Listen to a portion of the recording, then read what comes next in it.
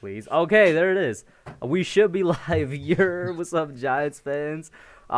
Young Guns watchers, Diggy watchers, YouTube subscribers, Twitter and Instagram followers. How y'all doing? Sorry for the little bit delay, but Streamlabs was literally just not letting me click anything. Had to close the app and open it back again, but we are here. We're live. What up, everybody? Shout out to everybody in the chat, of course, over here with my co-host Kidblue and guest Diggy. Diggy, I don't know if you can see the live right now, but the muscles of the Young Guns logo is like covering your mouth. I can't see. But let me see. Yeah. Either you could like tilt your camera down or somehow sit up. Yeah, there you go. You're in good spirits now. But yeah, what's up, guys? How y'all doing? Chilling, man, chilling. Some big news happened. I saw it immediately. I was just scrolling through Twitter. I refreshed my feed, and it's like 9 seconds ago. Schefter reported that they released Golden Tate. I was like, oh snap! So yeah, I had to jump on that real quick. Yeah, what are your like immediate thoughts on that, Diggy? My thoughts are kind of mixed. I mean, in one way, Golden Tate kind of was a reason why our offense wasn't that good last year. But on the other hand, I obviously saw what Jason Garrett did to him. And it kind of sucks to see all of this hate that he's getting. Like, he was like the biggest fans are problem in our legitimately offense. like hating on him on Twitter. Like, right people now. are acting like this dude is Evan Ingram. Mm-hmm. Right. Like, I mean, he wasn't the strength, but he definitely wasn't the reason why we weren't winning. Exactly. In fact, he made most of the big plays that we had in the past. He did those 50-yard bombs downfield. And 50-50 catches. I mean, that was the whole. That's Golden Tate's game basically for his entire career, just making 50-50 catches. Not one screen thrown to him the whole year. Maybe one or two. We could just hop right into it, right? Despite the fact that he wasn't productive for us this year, a lot of that has to just do with the fact that he wasn't involved at all. And I said a lot. Like, that's why initially when the whole Tate thing happened, like mid-season, I was on Tate's side because I'm like, he has a point. They're not involved in the offense. They're not throwing it his way. Jason Garrett ain't scheming anything for him. So it's not like it was his fault. Exactly. Yeah, I agree. I completely agree. I felt for him when he was going off in that Tampa game, and then he kind of lost me when his wife started going off. But I thought it was a little overboard, but you don't really know what's going on in this guy's head. He probably just has that mindset. He wants to win, and he doesn't feel like he's being a factor. And so, that's pretty much why he went off like that. But I felt for him. I did. Mm-hmm. Yeah, the thing is, you're not going to find any like number one established receiver because he's had like 1,400 yards in a season before. You're not going to find somebody that has ever been that successful that's going to be satisfied with losing games and not getting the ball. If we were a playoff team, if we were like, 7-2 when that was happening, I doubt he would have said anything. Mm-hmm. But when he's not getting the ball, he's not getting plays, and he knows he's not being used the way that he needs to be used, I mean, I can kind of understand that. But even then, I mean, it was kind of satisfying to see Joe Judge discipline him. It was kind of satisfying. Well, why was it satisfying for you? Just because it just reminded you of Tom Coughlin. And because the last two head coaches we've had have been pushovers. Mm-hmm. Like, they just let players do whatever. It's always been a mess. Let me real quick say, shout out to everybody in the chat. I got kind of a surge of people popping in here. Jaden the Champ, Max Webster, Connix, Toast. I haven't seen Toast in a while. What up, Toast? Logan's Giant Zone, Joe Yado, Yash, Football Talk with Benny, Blues 13, Sugar Tots, Mike Nixon, Vance Bello. How y'all doing? Welcome in, guys. Just talking about the Golden Tate thing. So, yeah, I mean, Tate basically frees up, well, the combination of Tate and MAYO, actually. I don't know how much Tate by himself freed up, but the combination of Tate and MAYO frees up around 8.4 mil, which as of right now puts us, that's basically where our cap space is right now. It's probably not much more than 8.4 Yeah, it's like 9. We were like 1 million. Yeah, so we're like 9 million now.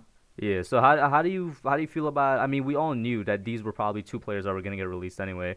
Was it a surprise to y'all that it happened kind of early? Because it's like, free agency starts March 17th. You know what this tells me? You know what this tells me? Since we're seeing, like we saw an NFL, I think it was an anonymous NFL coach, right, that said there was going to be a massacre of players cut, and we're already starting to see that. But here's the thing: I think the owners and GMs and I think they already know what the salary cap is. It's not been released to the public yet, but I think they already know what it is and what it's set at, and that's why they're starting to make all their moves now. Because I think they were holding on to maybe it would hit 200 million because there were some rumors about it potentially getting to 195 or maybe to 200 million.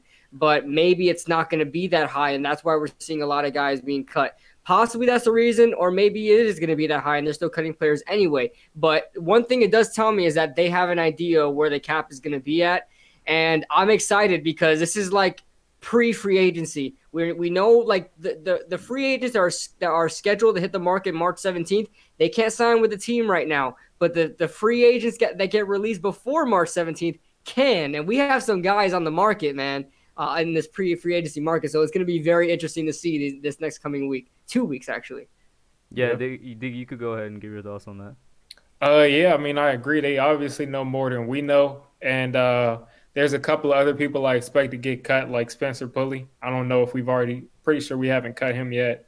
Because that center signing, I think he's a done deal to be gone. Toy Lolo.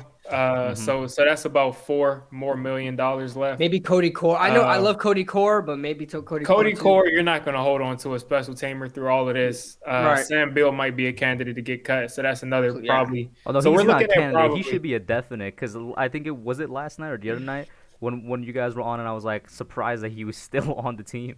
It's because he opted out, so he got that extra year. But I mean, I'm thinking after those obvious cuts, you're going to be looking at about $6 million probably, and then we'll see what happens with Danae Solder. We'll see what happens with Zeitler.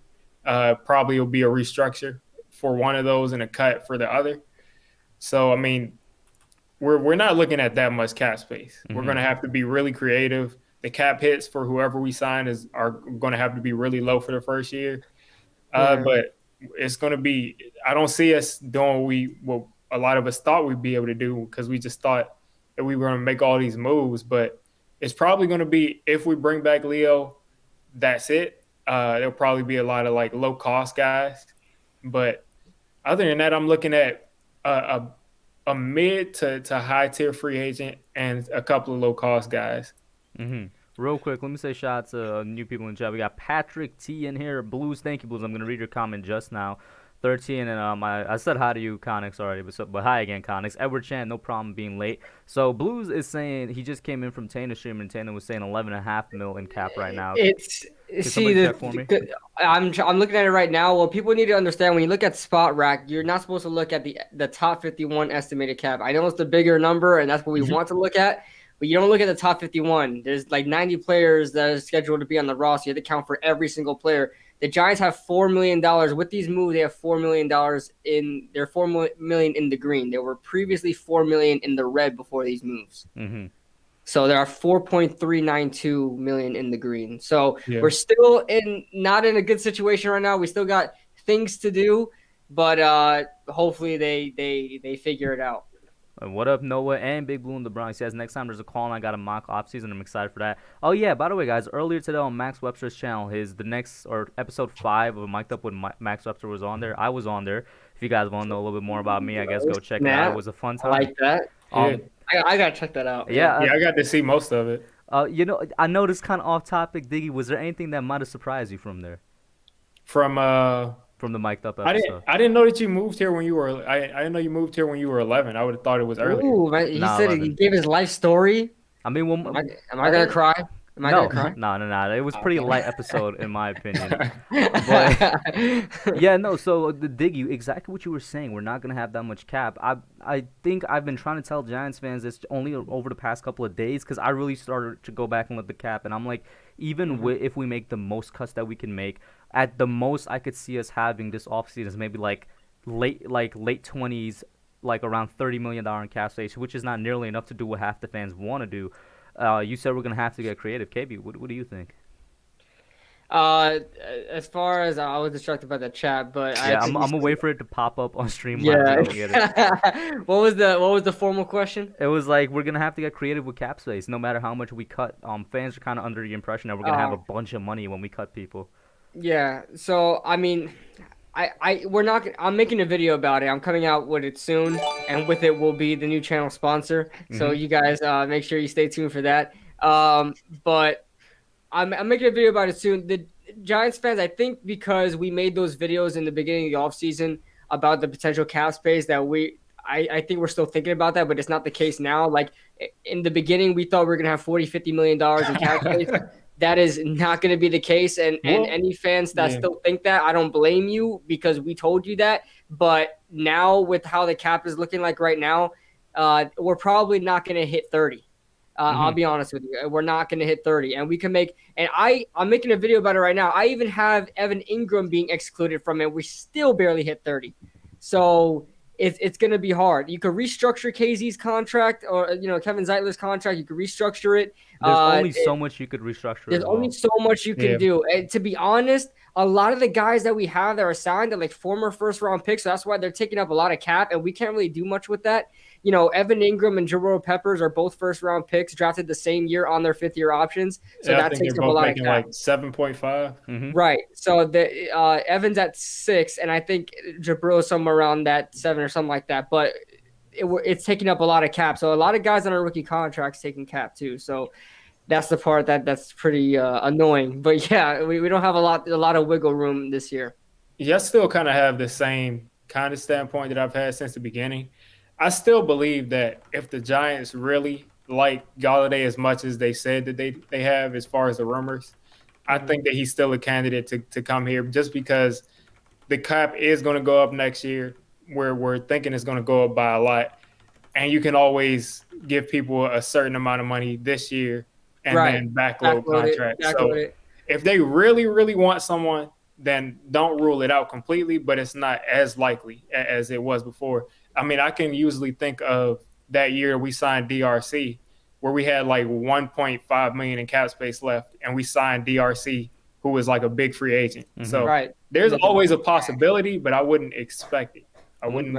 Let me just get this super chat real quick before we go, KB. Shout out to AP for the 199 super chat. He says, let's use the money to sign Logan Diggy Slayton, wide receiver / Yo, if we sign a player that could play wide receiver and corner, bro. Has that ever happened in the NFL? Not in the past. Listen, I'll do it for 500,000. Right? That's what I'm saying. If I played in the NFL, I'll be so modest, bro. I play all the positions like the 1930s. Yeah. I'll do it like the 30s. Right. I'll play kicker, quarterback, everything.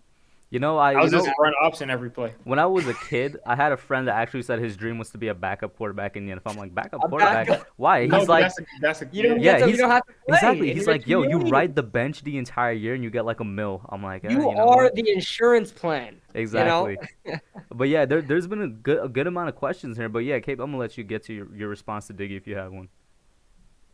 Which one? What just off of what he was saying about don't be surprised if there's a move like DRC and stuff.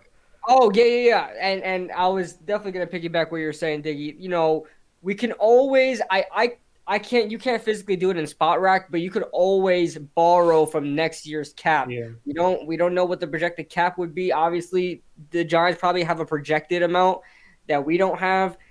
So I don't know how that's going to work out. And that's something I can't project. I couldn't go out there and make my research on that, but I think that's something we could definitely possibly do, especially if we're in a desperate need of weapons. Like, listen, I don't see us signing Leonard Williams. I don't see it happen. It sucks because I do want to have Leonard Williams, but if at the same time if we don't keep him, then I guess we save $20 million, which is good. But I don't – if the Giants only have $27 to $30 million in cap, I won't expect 2/3 of that to be gone to Leonard Williams. I don't expect that at all. So because that means no free agent wide receiver. That means we can't pick up any other depth players, whether that be at corner or linebacker or offensive line or whatever the case may be. I mean, you will be extremely restricted if you sign Leonard Williams. You could probably get some wiggle room with Dalvin Tomlinson and his supposed hometown discount. You could probably get some wiggle room with that. They always say hometown discount, but they always wind up asking for the highest price. So, we'll see what happens. But guys, I'm looking at this cap situation, and I try not to sugarcoat it to you guys. It doesn't look good. Thank you, yo, bro. I'm gonna try and pull up the exact tweet I had just a couple days ago. It looked like Diggy, you wanted to say something, so go ahead. Oh yeah, I was just gonna say, it's looking like I don't think the Giants want to go into this draft like absolutely having to take a top 11 wide receiver. Like the only option they have is to take a wide receiver first round. I don't think they want to go into the first round doing that. So I'm thinking that they are at least wanting to sign a second or third tier wide receiver, which is going to cost somewhere between $5 to $11 million a year. Mhm. So you can pay that wide receiver and Dalvin Tomlinson for maybe less than what you're going to pay Leonard Williams. So I mean, it's tough. Yeah, shout out to Max Webster for a $2 super chat. He says Logan Diggy Slayton, wide receiver, cornerback, MVP, most versatile player, not most valuable player. And Toast is asking, but what happens if you get injured, Diggy? Damn. Yeah, that's a lot. I don't get injured. I don't get He's just built different, bro. He's got a 99 injury rating. Yeah, he's got a 99 injury rating on Madden. It's got to be 98 because when you make it 99, you glitch out and get injured. Yeah, that's true. No, I tried to force. It's serious, like. Yeah, I tried to force a 99 overall injury on Saquon, and he just got injured again. I'm like, what? It happens every time. Every time you make somebody's injured at 99, they always get injured. Oh man. But yeah, yeah, go ahead. I was just gonna tell a quick story. For like 6 years ago on Ultimate Team, I had a Terrell Pryor Ultimate Team card, and I would run all over people with it, and he kept getting injured. So I bought like 5 of them, and I had 5 of them coming off the bench. Terrell Pryor, bro. That's been a minute. Yeah, there was good questions in the chat though. I want to get to quickly before they disappear. We're gonna get back to the Leo stuff. This is from Connex. He says, if the Giants have the option to draft Waddle or Bateman, do you think the Giants will give Daniel Jones any say? That's an interesting question. What do you guys think?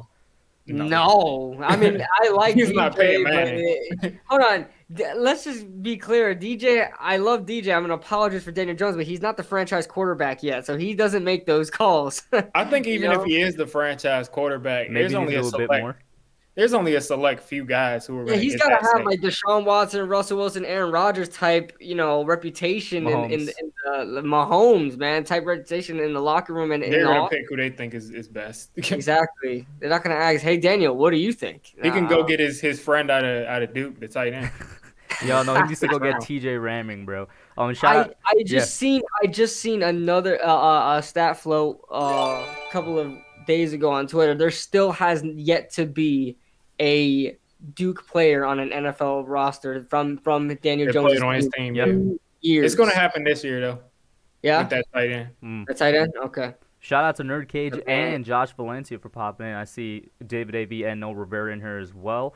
Let me see if there's another question that I might have missed. I think you missed a super chat. I'm going to get that super chat because I could always replay it. New Jersey Jake has a funny comment. He says, breaking news, the NFL is giving the Giants an extra 2 bye weeks by playing the Eagles twice next year. Yeah. It should be that easy, but you know. I'm not writing the Eagles off ever. Yeah, the Eagles, man. They can go 4-12. I think the year they went 4-12 a long time ago. I think they swept us. They swept us. So I'm not. Yeah. I'm not trying to. Like they were bragging the year that we won the Super Bowl because they beat us. Yeah. Shout out to Joe Yada for $2 super chat. He said, told you Leah won't be back and I got killed. Joe, I really need to know who was killing you. Because I don't think you got killed, bro. I mean, I'm not going to – I'm not going to lie. When he does say that, the chat does go off on him. They do. Really? Yeah, the chat does go off on him talking about he's crazy. Praise Joel in the chat, bro. What are you talking about? Joel's the GOAT, but Joe likes to stir the pot. Come on. I'm surprised I don't get killed. Well, because I don't say it that much anymore, but I was always on the board of Leonard Williams. If you price yourself out, you price yourself out. It's just I remember like 2 months ago, I remember we were in a stream. I don't know whose channel it was on, but as soon as I brought up he was going to probably make more than $20 million, you were like, oh, well, he's walking. Yeah, because I was never for paying this man more than he's worth. Especially because people need to know I get the pressures. He had a lot of pressures, 11.5 sacks, but I want a guy that when a quarterback is running out the pocket, I want someone to be as fast as the quarterback that's running out the pocket, and I want a legitimate fast pass rusher. I don't want a guy that you have to rely on edge containers for him to clean up the sack. I mean, Leonard Williams. You want Carter Coughlin. Right, I want a guy that's fast. I want Lorenzo Carter to show up already, man. Like, hey, listen, hey, leave my man Zoe alone. He was showing up. He tore his Achilles, okay? Yeah. He was showing up. He had a half sack. I think he'd be at like 8 or 9 sacks if he'd have played that whole year. I honestly think his ceiling is like 8 or 9 sacks too. Dude, they made him look like freaking Khalil Mack out there in that preseason game. They played the blue and white. Yeah, I remember that. Dude, it was so easy. He was like shrugging his shoulders, doing the Michael Jordan. Man, I had 5 sacks. We you know what I'm saying? should have. You can't do that in practice, man. Bro, we should have taken that as a sign because that was the offense was trashing that Right, one white game. We right. should have taken that as a sign.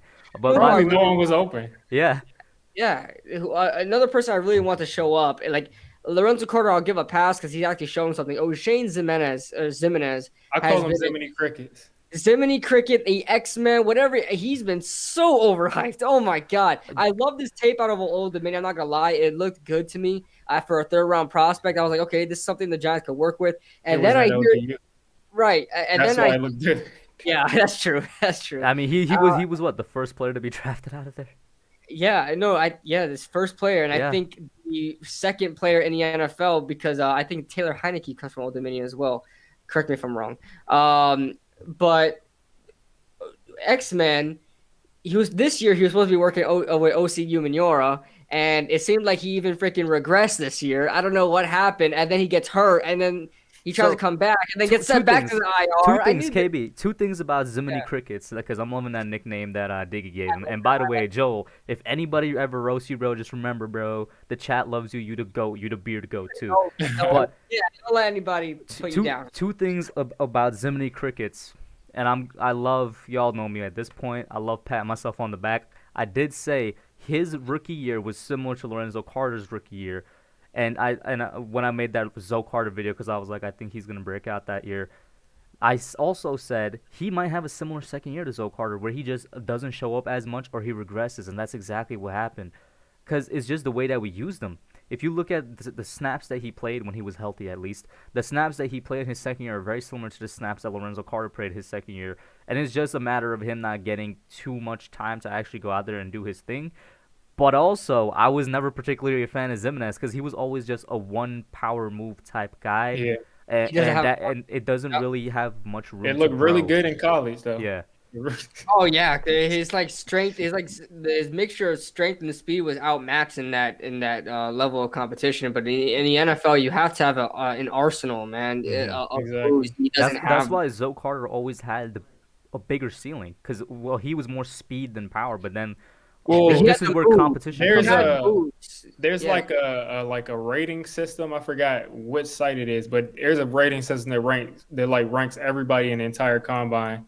And Lorenzo Carter still has like the highest combine grade, like mixing everything up together of like anybody of the past 15 years. That's crazy. I didn't even know that he's like Lorenzo Carter literally runs like a 4.5 something. Mm-hmm. He has like a 38-inch vertical. Freak, he can. I've been saying to move Lorenzo Carter into inside linebacker for years. Mm-hmm. Whenever he's played inside, he's covering well, but for some reason they like him outside. I'm gonna tell you this thing. I still do like him outside. I like him outside in a 3-4 defense. I didn't like him outside in a 4-3. With Betcher. I didn't like him outside that way. Mm-hmm. And I'll tell you this, and Mike Nixon, let me get Mike Nixon super chat real quick. He says Zach Pascal from the Colts went to Old Dominion. What I was saying is, what's his name? Zimenez was the first player to be drafted from Old Dominion. So Zach Pascal was probably maybe an undrafted free agent or something. But yeah, getting back to Lorenzo Carter, one, after what we saw from Patrick Graham this year, I got even more faith that Carter could actually do something next year. And two, I'm really loving the Jeremy Pruitt and Kevin Sherr linebacker coach, chemistry and linebacker coach tandem that we have there now, and I think that's only going to help him. He's a product of Kevin Sherr from his days in Georgia, and Kevin Sherr worked really well with Jeremy Pruitt over in Tennessee. So I'm like, the linebacker that's going to benefit the most from that is going to be Lorenzo Carter, in my opinion. Yeah, Lorenzo Carter has so much potential, man. He might be one of those players that I can't remember off the top of my head, but I remember doing some like film on like the Giants pass rushers, and I know that he had like a nasty spin move. I think that was Lorenzo Carter, but I would assume it is because of how fast he is. But I think Lorenzo Carter has so much potential, man. And I just get so like angry on the inside because I know what he can be, especially as like a two-way linebacker, man, to play coverage and to play. You know how valued that is in the NFL to be a pass rush, to be a pass rushing linebacker, and that can also play in coverage. Who can also stop the run at a high level, especially in the 3-4 defense. Like I'm glad Diggy brought that up. He's a great run stuffer too. Because look at a guy like our former 5th-round pick Devin Kennard. This guy can somewhat play coverage, but also pass rush as well. But he's more of a 4-3 linebacker. He's not. Lorenzo Carter, 3-4 linebacker that can stop the run. Has a good arsenal of moves. Is like a speed rusher, has some power to him, and can rush the passer. Like he has the whole package. He's got to put it together, man. And even if he can't put it together, I'll tell you this: he's gonna be the perfect number 2 outside linebacker for us. I disagree though with Kennard. I feel like Kennard's career with the Giants got completely wasted. Anytime we sent him on a blitz, he was a pass rushing linebacker in college. Every time we sent him off the edge, he was productive. We made him stand up and play coverage most snaps, like a 4-3 outside linebacker playing a Sam, when we could have just sent him off the edge. And then when we switch over to a 3-4 defense, we let him walk. Mm-hmm. When it was finally time for him to rush the passer, we let him walk. Here's the thing, though, what I've put together, he's played with the Giants, the Lions, and now the Cardinals. All of those teams, he's played for a 4-3. He may want to play for a 4-3 defense. That may be what he wants, what he wanted, because all those teams were 4-3. I get what you're saying. He even in when he first started in USC. By the way, USC players, I don't know. I mean, Kennard been Kennard been good. Yeah, he was good. I'm pretty sure the Lions were running a 3-4, weren't they? No, they were running 4-3. With Patricia? Yeah, with Patricia, they were running 4-3. I'm pretty sure that Kennard was a full-time rusher. They run a hybrid. They run a hybrid. Yeah, but I'm saying I'm pretty sure Kennard in that defense, when we played against them, was a full-time rusher that entire game. Oh, yeah, you sure? Yeah. Yeah, because that was the first time he had gotten the rush. Okay, I'll have to look at it, but I knew Romeo and what was rushing along with what's his name? I'll be honest, I thought the Lions were running a 3-4 as well. Yeah, they're multiple. They're like us. Yeah, they're that hybrid. Patricia comes from New England, so they all run that. Let me get these super chats real quick. Shout out to AP for the $2 super chat. He said, "Plot twist: Diggy signs with New York Giants to work 86 and 23. Logan Ryan's 23, right?" I was wondering. I was like, Rashad Jennings isn't 23 anymore. Who's 23 now? And then Rashad Jennings, bro. I'm not gonna. Let me. No, go ahead. Let me just tell you, man. I loved Rashad Jennings. I love Rashad Jennings. Well, when we signed him, I thought he was going to be a great running back for the Giants, but he always got hurt. This guy always, I think for the 3 years he was productive for the Giants, or the 3 years we had him, he would the last half of the season he would lead the NFL in yards. And I always wonder what the hell happened to Rashad Jennings in the first 8 games. I wouldn't understand, but I love Rashad Jennings, man. One of my favorite people. Yeah, the Giants they love to sign and draft people who were just good, likable people. Mm-hmm. Who didn't amount to anything on the field, pretty much. Yeah, I mean that's why I love Evan Ingram. Yeah. Evan Ingram is the most likable person, but when he puts on his pads, we all hate him. it's like I was so mad about the Eagles game, and then I see him in an interview, and he's taking accountability, and he's like, "I got to get better," no excuses, and he's genuine with it. And I'm like, can I really be mad at this dude? I don't. Yeah, but then he puts on his helmet and automatically he looks punchable to me. Oh man! Shout out to Tudo for the $5 super chat. He says, "Shout out my Giants paisanos. How you doing, fellas? Just tuned in Hub Nation to pay my respects. Forget about it. Thank you, Tudo. Watching all the way from Italy, man. Love you. I think probably my only fan that watches all the way from Italy. That's amazing to me. Thank you, Tudo. And shout out to Jay Berman in the chat as well. But on Evan Ingram, bro. Mm-hmm. Bro, I'm sorry. I know, and what you guys described is why I love the term a true giant. They're likable off the field too. Evan Ingram, I'm sorry, bro. No matter how nice you are off the field, you not a true giant. Bro, man. You know who's a nice guy that I hated every time he took a snap? Andre Williams. Andre Williams was such a good guy, such a humble dude. He talks so soft. He looked like he wouldn't hurt a fly. He wouldn't hurt a fly. That was his problem. That was the problem. That guy was bruising back, the thickest legs like Saquon, and just a huge upper body, huge arms, and would have 2 yards of carry. Man, he pissed me off. By the way, guys, Evan Ingram is now in the chat. Yeah, he's in the chat now. He said you've summoned the Pro Bowler. Listen, Andre Williams came out of college off of a 2,000-yard college season where he was running everybody over. And that first carry he got in the preseason, he went around the corner, got some space, and got laid out by the Cowboy safety. 235 just gets laid out. Oh my God. That's and I was like laughing it off. I'm like, okay, this is just the welcome to the NFL hit. He'll get better, and it just kept happening. Oh, I thought Andre Williams was gonna be like the mixture of Ahmad Bradshaw and Henry. Well, I thought he was gonna be like Brendan Jacobs with the hit, and then like the Ahmad Bradshaw with the elusiveness. I thought he was gonna be like the combined. I was like, yo, I love this guy coming out of Boston College, and yeah, he was. I hated every time he took a snap. He had one or two 100-yard games. I think the first one was against like the Tennessee Titans where we beat them like 36-7 or something like that. Yeah. We had a good game that game. But other than that, every time this guy touched the ball, 1 yard, 2 yards, 3 yards. He would never get for Orleans Darkwa. Oh, I loved Orleans. Oh, yeah. Shout out to Paul. The original 2-6, baby. He was saying Orleans Darkwa greater than Rashad Jennings earlier. Hell yeah. Oh, yeah. Why did we let it? I mean, I know we got Saquon, but like, why did we let go of Darkwa? He wanted starter money, and that's why he went to the Jets. And then he got signed to the Jets, and he got hurt. Yeah, I was about to say I didn't see him in the NFL after with us. Well, I loved even when we freaking signed him as like when we took him off the Miami practice squad. I watched this guy at Tulane. I'm like, yo, and then I think his first game, he's wearing 43 at the time. His first game, I believe with the Rams. And I was like, he only had like 6 carries, something like that, like 20 yards. But I was like, yo, this guy can run. And then that 2015 season comes around, and I guess the Cowboys, where he comes in for, I think, an injured Rashad Jennings, one of those, either Rashad Jennings or Andre Williams.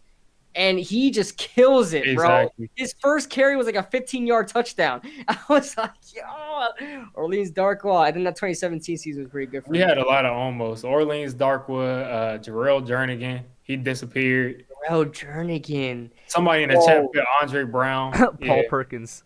Jarrell Jernigan was the reason why I was. Y'all remember Paul Perkins, bro? 2016. Oh my God. Paul Perkins was just always hurt. I feel like he could have been good. He was always hurt. The hype Paul Perkins had was like out of this world compared to what he was really capable of. I remember Darrell Scott. Darrell Scott, yeah, I remember Darrell Scott. He caught like a toss in the preseason and went 99 yards. That's like a 2013, right? Something like that. 2013, something like that. Yep. But Jarrell Jernigan was the reason why I was pissed that the Giants drafted Odell Beckham. I was like, why do we need a wide receiver? We have Jarrell Jernigan. I said, we got Victor Cruz, Ruben Randall, and Jarrell Jernigan. Ruben Randall. Why the hell do we need? I was a big Eric Ebron guy for whatever reason. I was pissed Detroit took him at 10. Oh, man. Well, let me get the super chat. Shout out to Max. Max, have a good one, bro.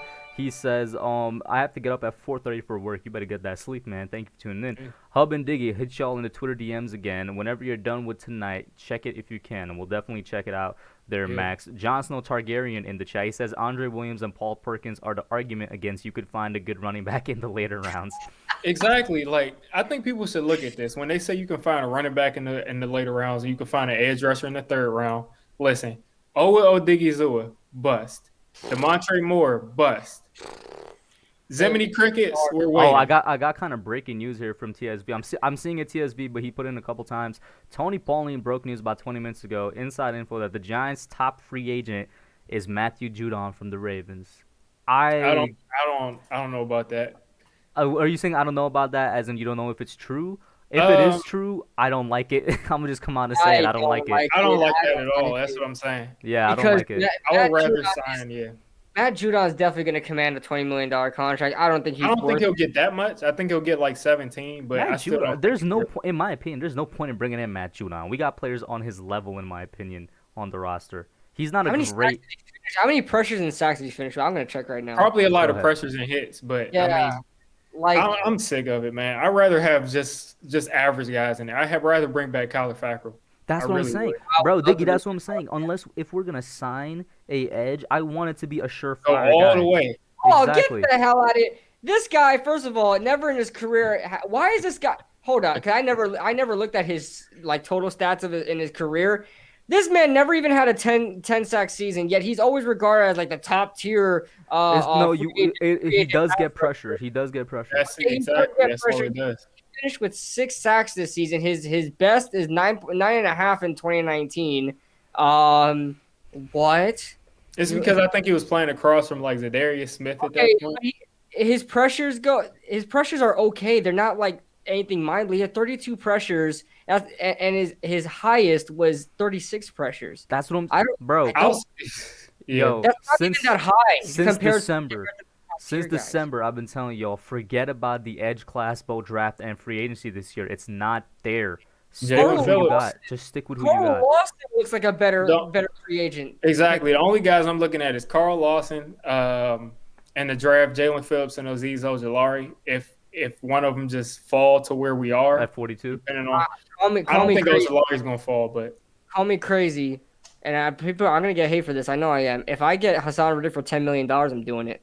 yeah, no thinking about it. All right, yeah, because a lot of people don't like him for whatever reason because he failed as an inside linebacker. But if I can get a guy that used to play cornerback in college and can play anywhere on the field, and this guy can cover, and he found his niche in pass rushing, I'm I getting wanted it. him to be a pass rusher out of college.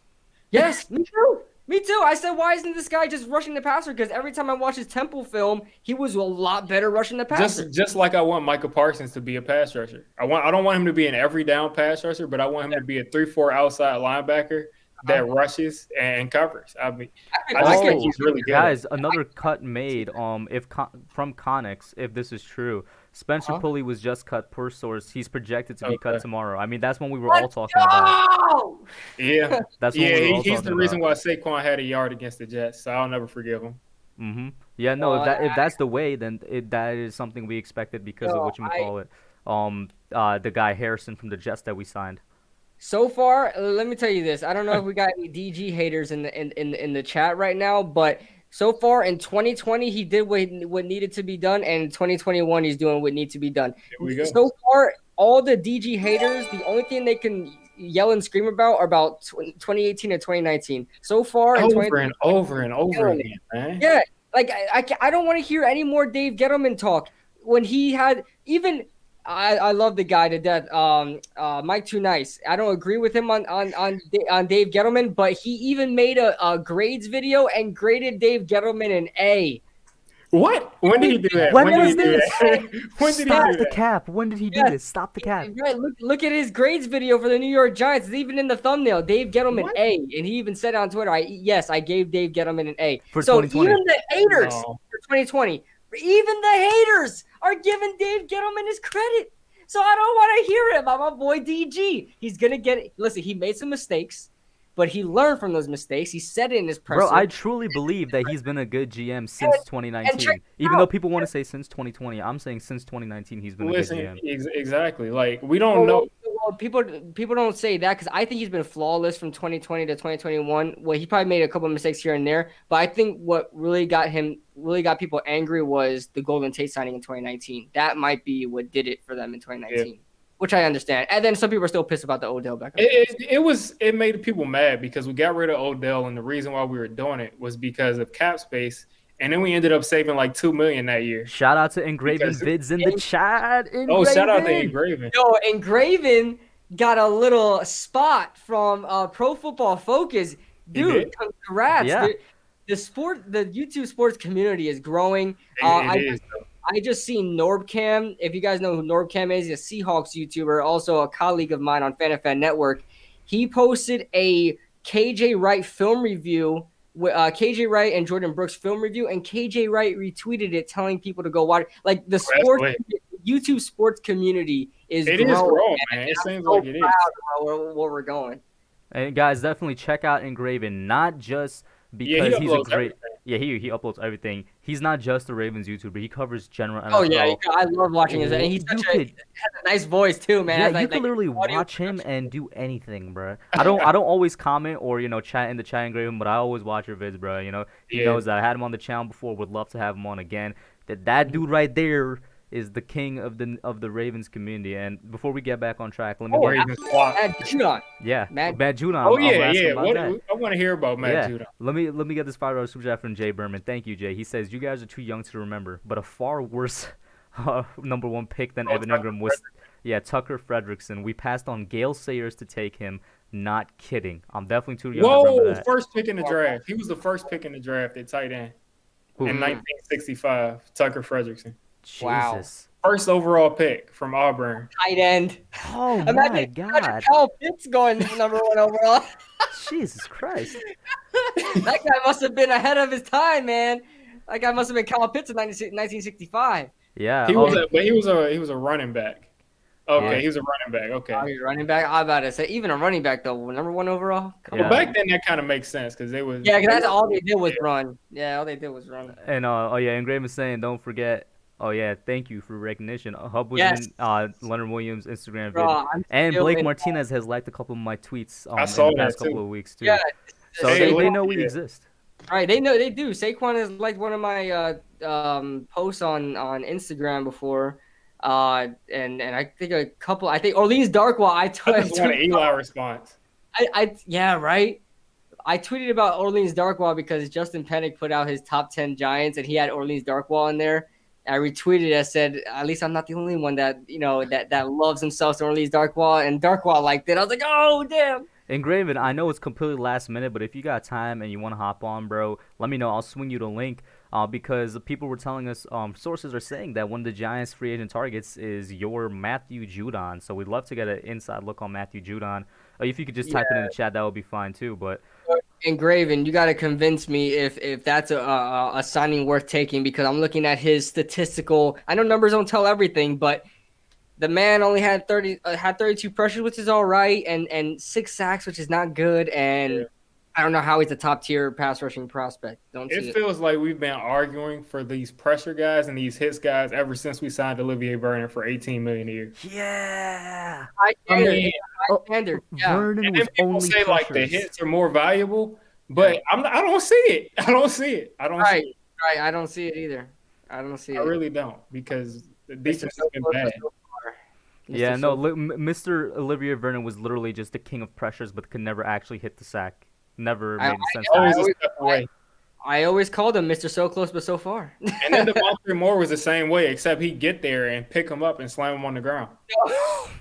Devontae Moore was beginning to look like Arden Dominican Sue. Let's go, Moore guys. had Engraven is going to pop in. He says Let's swing go, the link. Engraven. Let's go. Are we all going to be able to be good under your layout? The young gun If, I could literally I could shrink it Minimum. down if anything. Okay, cool. Yeah, I could always shrink it down if anything. I don't want Yeah, I nobody's. was gonna say, Devontae Moore had moves and everything. He was actually good, but he was just. He was a guy looked at to be like the next coming of passer. You know how the Giants always love to like recycle their pass rusher and draft them before we need them, right? Like JPP. And so, coming out of Texas A&M, this guy was like a steal. I mean, what we drafted in the second round? The third round, something like that. And damage. people thought he would be a steal for us. And damn, I liked them too. We were talking about how the Giants have misused a couple of their pass rushers in recent years. Somebody, I'm sorry, I can't remember who it was in the chat. It was way earlier. Was saying we also misused Kiwanuka towards the end of his career. Yeah, definitely. Yeah, Kiwanuka became like a little rotational guy and barely got any time. I remember that. But yeah, I mean, we really just went through a whole bunch of Giants stuff there towards the end. When Griffin pops in, we're gonna talk more about Matt Judon. But yeah, to get back to the cuts and whatnot. Oh yeah, KB, you never actually got to say, because we got so sidetracked, about how creative you would get to free up money, if there is a creative plan at all. Oh, okay. Like I said, I'm gonna be coming out with a video about it soon. But I'm honest. I know people don't like this because it's not like the big move, but I'm really focusing on the smaller players to try to. A penny saved is a penny earned. Cody Core, like David Mayo was one of the guys I was talking about. Sam Beal, start to cut as little, little contracts as you can, and it'll start to build up. Maybe you can have a little something going there. And if we wanted to keep Kevin Zeitler, obviously. By the way, Engraven, real quick, I sent it on Twitter. Just letting you know. Yeah. I think it was Diggy or Hub that said when we had that live stream, we're talking about restructuring Kevin Zeitler's contract. I was thinking about, we could restructure, have him get paid, about only like $9.5 million there, and then kind of sign him for a 2-year extension to try to balance out the money, which I would definitely do. That give us another $5 million without having to cut him. I would definitely do that. But there's different avenues you can take, but not a lot. Like you're not going to restructure a guy that's on his 5th-year option. You just can't. And what are you going to do? Restructure like a guy on his rookie contract still? Because that's most of our starters are guys on rookie contracts. Yeah. So you're going to have to get some extensions. and on top of that, I mean, Sterling Shepard is due to make $9 million this year. But what are you going to restructure his contract to make him make $4 million? I mean, he's not going to take that. He's not going to take that. And to bring up a point that Joel brought up, I don't think the NFLPA would allow that. And when you look at the receivers in the league and their salaries, him making $9 million is fair for his production. It really is. It is. So, and it just sucks that I really hope the Giants don't struggle with their offense next year, because that would mean I honestly think the Giants are going to go out and get a $10 million receiver. So we'll get a $10 million receiver and have a $9 million receiver, and then have another maybe a first round pick wide receiver that's getting paid near $10 million, and we'll have a lot of money donated to that wide receiving core. And if they do nothing with it, it's just a waste. Yeah, I mean, I think when you look at our biggest needs, I would say is receiver, a second corner, and a second inside linebacker. And if we could have everything stay the same and add those, and we get those 3 starters, I think we'd be good. So I think you can get those 3 starters in the draft. So we can be really conservative if we just bring back the people that we have. Even if Leonard Williams doesn't come back, I think we'll be good. I mean, the pass rush is – I don't see us bringing anybody that's going to really change our life unless it's someone like Hassan Reddick or something. Shout out to Mike Nixon for the $5 super chat. Thank you so much, Mike. It says message retracted. Yeah, I saw it. If you want to just send your message, I'll read it out loud for sure. But thank you for the $5 super chat, man. Back up, but without a text. What happened? He put the super chat back up just without a text. Yeah, I know. I'm saying he sent the second one. The second one's gonna play in a second. I'll get to that there. But Mike, I don't know if your texting is giving a problem or something, but definitely send your message through, and I'll read it out loud, bro. Thank you for the second $5 super chat. Here it is. Thank you so much, Mike. Great supporter channel and member. Which, by the way, guys, real quick shameless plug. Mock Draft 2.0 was out yesterday. If you did not check it out, go ahead and check it out. Diggy, you got anything else? You had a film review out today, right? Yeah, I just dropped a certain film review with Fireside Giants today. It's a real solid film review, 3 different perspectives, unlike my usual one. So it's pretty interesting. And I just dropped one, I think yesterday or the day before yesterday, on Devontae Smith. So check those 2 out. I would say those 2 are probably my 2 best film sessions so far. On your channel ever? Yeah. Okay, guys, you heard it there. And KB, upcoming vid. Yeah, upcoming vid is going to be I haven't even come up with a title for it yet, but it's pretty much what I feel like the Giants, or what I would do in the offseason to try to make a better 2021. So basically I'll be doing like some kind of, roster management, signing free agents, re-signing free agents, and going about that, and then doing like kind of mixing in like a draft situation. Oh, thank you for reminding me, Edward. But KB is also in the Discord. But KB, just check the Discord. It's the only pinned message, because I'm afraid if I say it, it's gonna get taken away. And Mike finally, yeah, I'll tell you afterwards, because it's technically shouldn't be happening, and I'll let Diggy know as well. Mike says the message for his super chat was, does Diggy remember Brian Mitchell? He was a kick returner for us. I remember Brian Mitchell, but I don't remember him on the Giants. Okay. And then Dylan Renner says, would you guys consider moving Nick Gates to right tackle, drafting a center? No. I've seen some fans want to do that. I wonder. I'm definitely not for it. Listen, I don't want to move Nick Gates anywhere. Right, but if you were going to move Nick Gates, you don't put him at tackle, at any of the tackle spots. He's just bad there. You put him at guard. If you're gonna move him, I wouldn't move him. If you're gonna move him, I put him at guard. I'm not putting him at tackle. Then I guess we're all in agreement there. So I gotta ask you, what would you rather draft if we spend just 1 pick on some type of offensive lineman? Would you go a guard or a tackle? Tackle. And KB? If we have 1 pick on an offensive lineman or guard, would it be a guard or a tackle? Guard. You say guard? Yes, because Will Hernandez contract's gonna be coming up soon. Kevin Zeitler, we don't know what we're gonna do with him yet, and then we have Shane Lemieux. Whatever. Oh yeah, we just had. There's a couple of guys who are going to be free agents who might be in the Giants' radar. One is Matt Fielder from the Steelers, who can play guard and tackle, who's pretty good at both. And then the other one, Gabe Jackson just got cut today. I that caught my eye too. I was looking at his contract earlier. He's like a $10 million guard. I don't think he's gonna be that anymore. Just being Exactly. he got cut from that contract. So I mean, I don't think the Giants should pick him up this year, just because it probably wouldn't match the It wouldn't match it at all. match at all. Because think about, if we sign Gabe Jackson, we would have to like do something with Kevin Zeitler and then eat up $2.5 million, and then sign this guy for $8 million. I say $10 million for him. So, I probably wouldn't do it. Yeah, I think if there's anybody that we sign, it's going to be Matt Fielder as far as offensive lineman, only because he can play both, and he kind of gives you that versatility. If you did have to cut a Zeitler, or if you did not feel good about Matt Perry, right tackle, but I think he's the number one option if I was to target someone, and he's projected to make like $6 million. So. And I know KB has given his opinion on this before, but since Joe was asking, he says the Gates had 2 starts at tackle and played well. What do you mean he played bad? Diggy, what do you have to say to that, for example? When I don't think he played horrible. I don't think it was horrible at tackle, but I just think I was going to say Kevin Gates. Why? I think Nick Gates. I think Nick Gates at Kevin center. Gates is an offensive lineman, bro.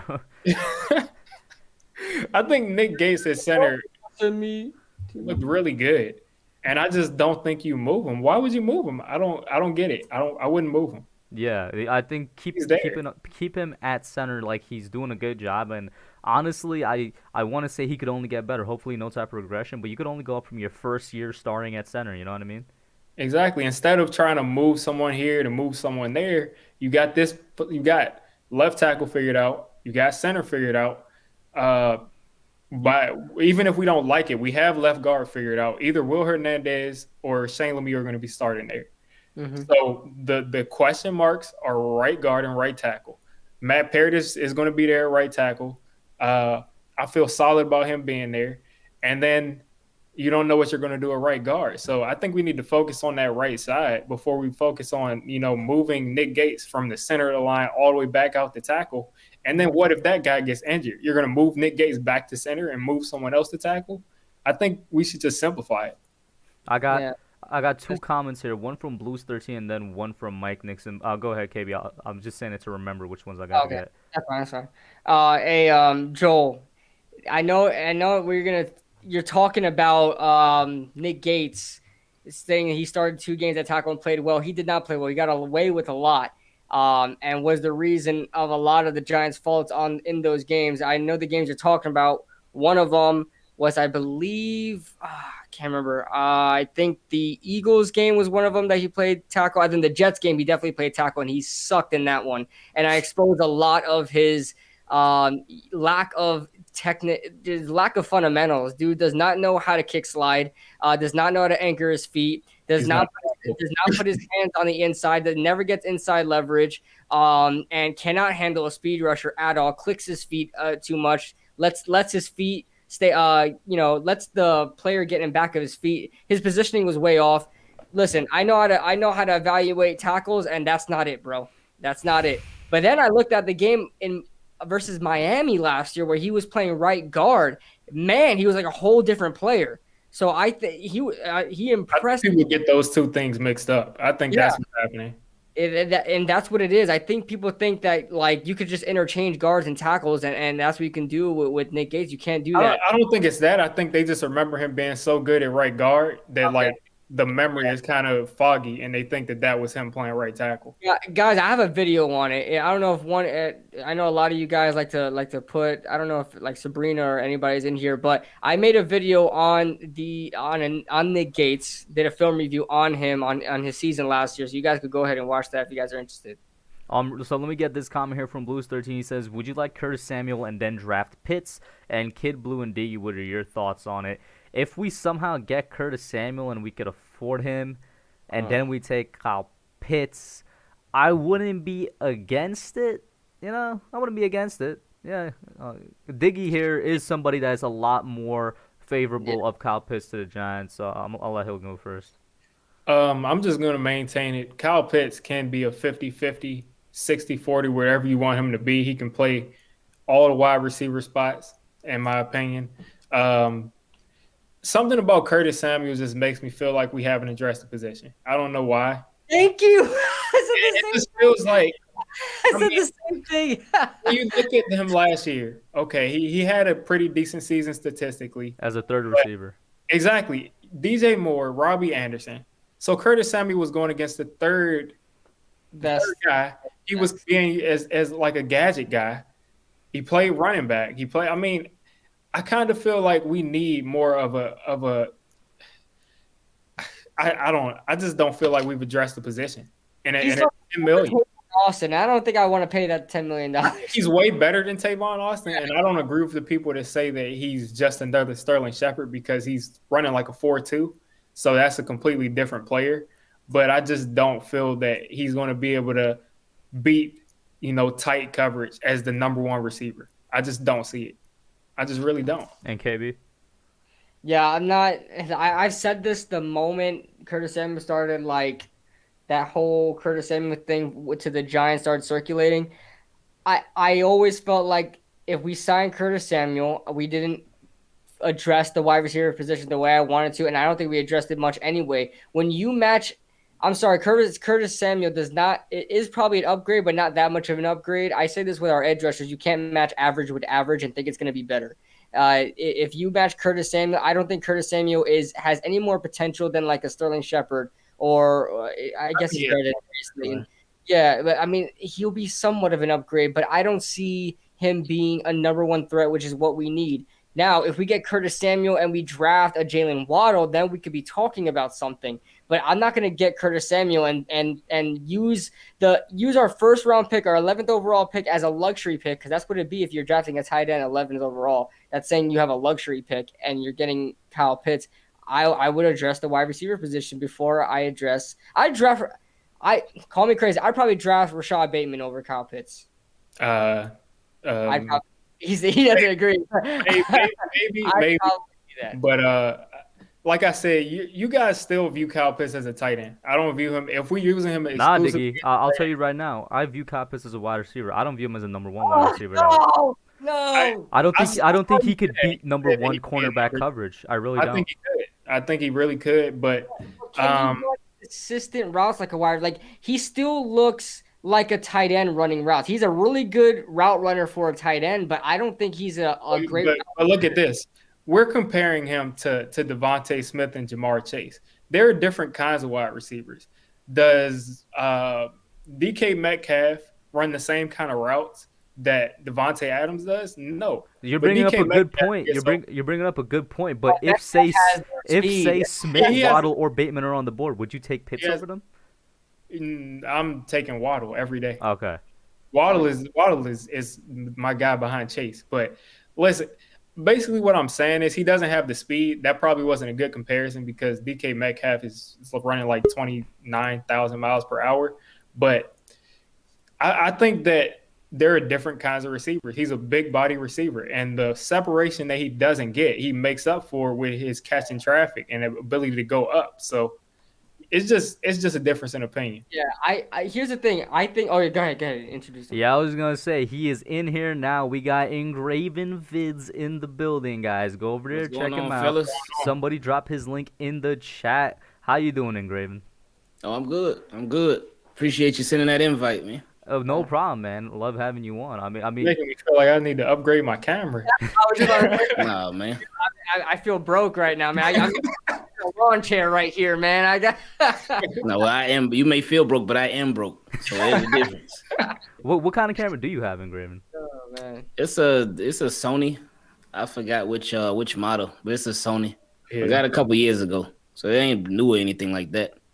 But yeah, we were just talking about, I'm sure as you heard, Kyle Pitts, if you've done any type of looking at the tight end. Yeah. Not yet. I the only person that I've watched film on has been Rashad Bateman. Oh, That's the only guy, wide receiver from the Gophers from Minnesota. Do you think he's a realistic shot at your Ravens? Is that why you've been looking at him? I do. But he looks pro ready. And I know he took the majority of this season off because of all the C-19 and everything. So maybe, hopefully, if the Ravens are looking at him, hopefully that can drop his stock enough to where teams are like, oh, you know what? We saw some really good in 2019, but in 2020, we didn't get to see that much. But I don't think it's going to work out like that. I think he'll be gone by 27 because that's what the Ravens are picking right now. I know things could change, but with Rashad Bateman, I really liked his route running. And I like how he catches the hands away from his body. He uses his hands to catch the ball.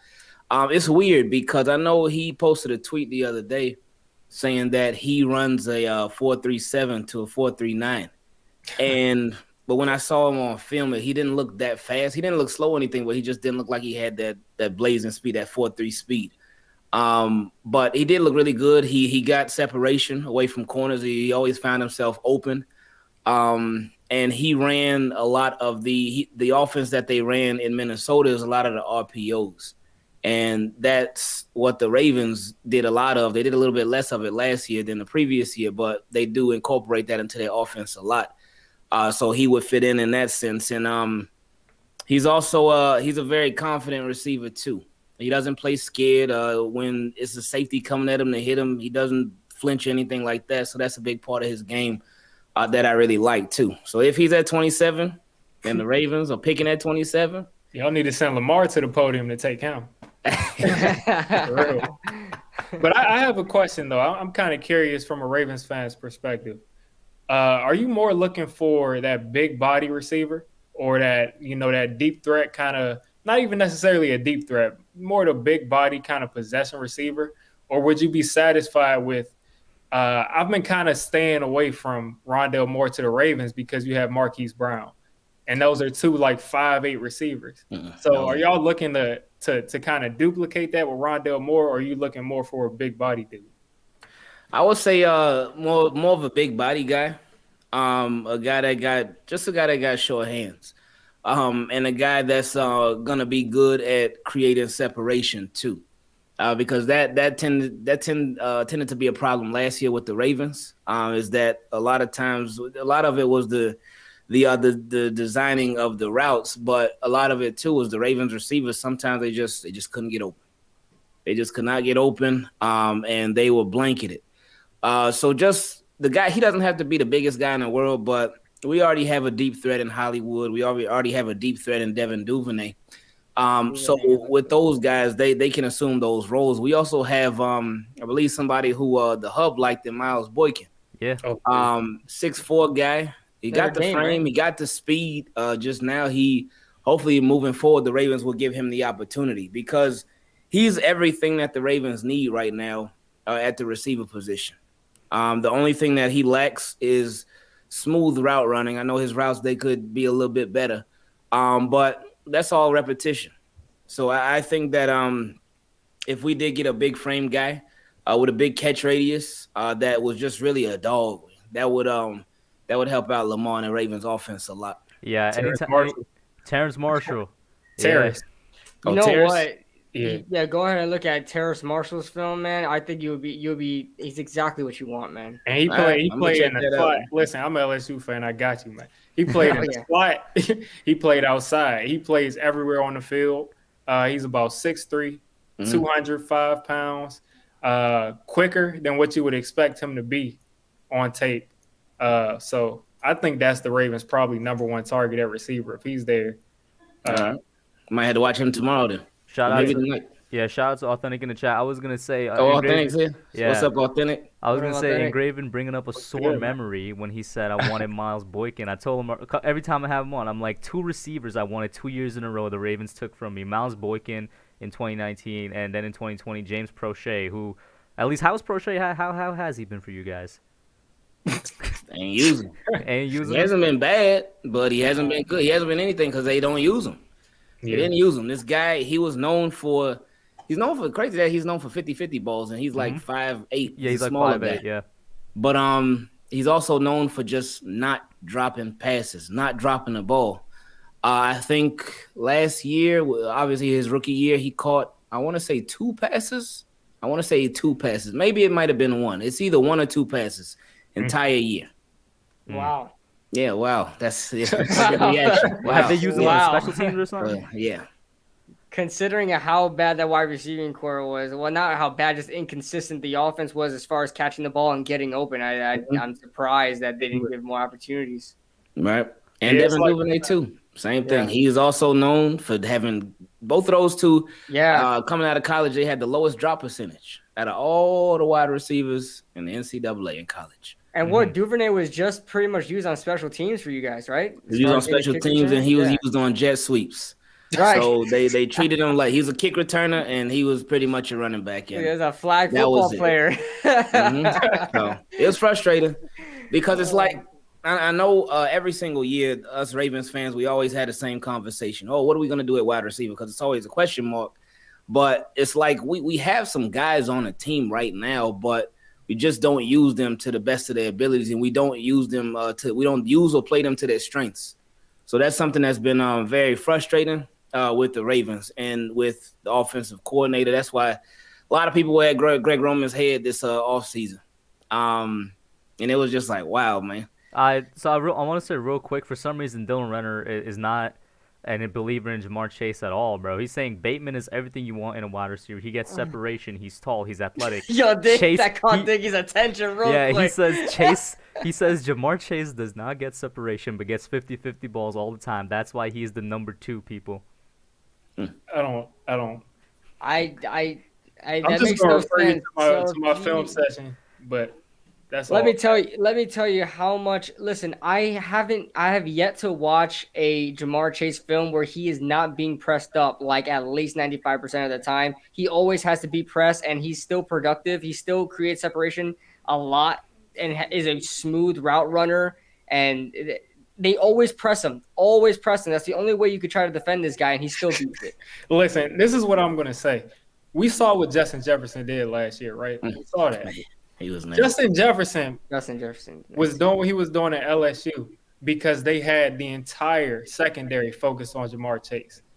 They had both safeties rolled over to Jamar Chase's side, a corner and a linebacker, making sure that he doesn't beat him, and he still beats him. I mean, it's like everything that Justin Jefferson is, besides probably speed. Justin Jefferson's probably a little bit faster, but he's doing everything like that at a higher level, and he's stronger.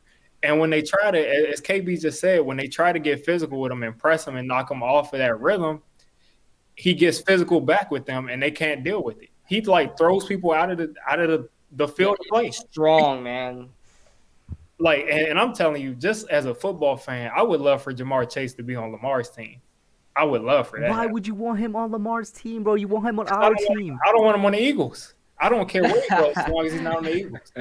Yeah, he's probably, if he goes to the Eagles, I might cry a little bit. I ain't gonna lie. Yeah, and that just seems like I wanted to shift the conversation a little bit since we have Engraven here, and just before that, just before that, we were talking about Matt Judon before he got in, and I want to get your thoughts on Judon because he's been linked to the Giants since he was a pending free agent last year, and like as a top free agent target.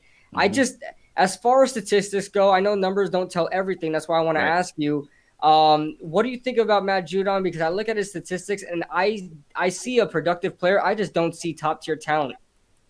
With Matt Judon, you said it best that numbers don't tell the whole story, because I know he's an outside linebacker. He's not just a linebacker. He's not just a pass rusher. He's an outside linebacker.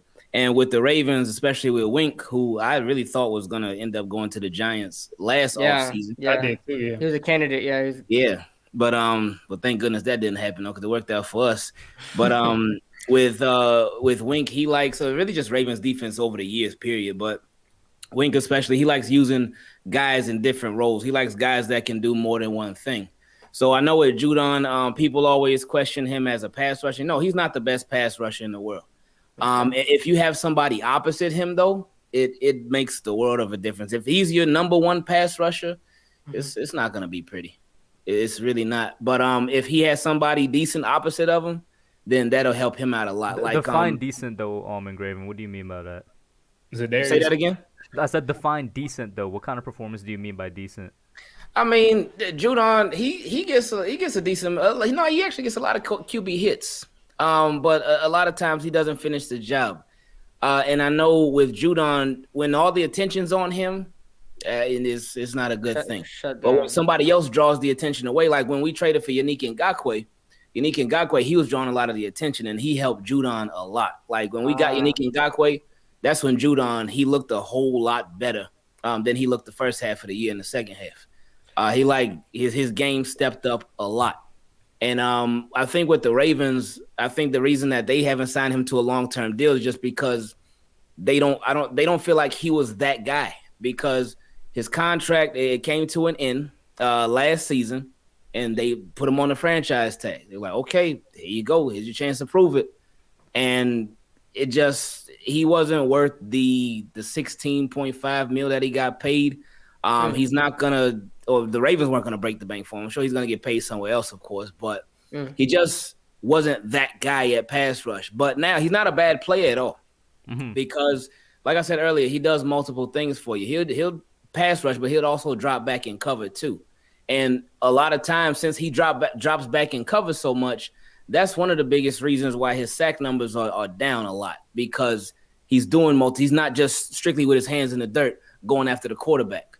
So with Judon, if the Giants did end up signing him, I'll say if they could get him for under $10 million, that would be great. I don't see it happening. Under 10? I would take him under 10. Are you kidding me?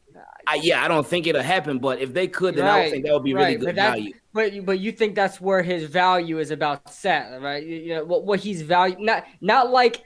Not what he's gonna sign for. Not what he's gonna sign for. Right. Not what the market really entails, but his actual value as a player. You think is around 10 mil? I would say 9-10 mil. Yeah. So from a Giants perspective, I'm guessing he's probably more like a Kyler Fackrell, a souped up Kyler Fackrell.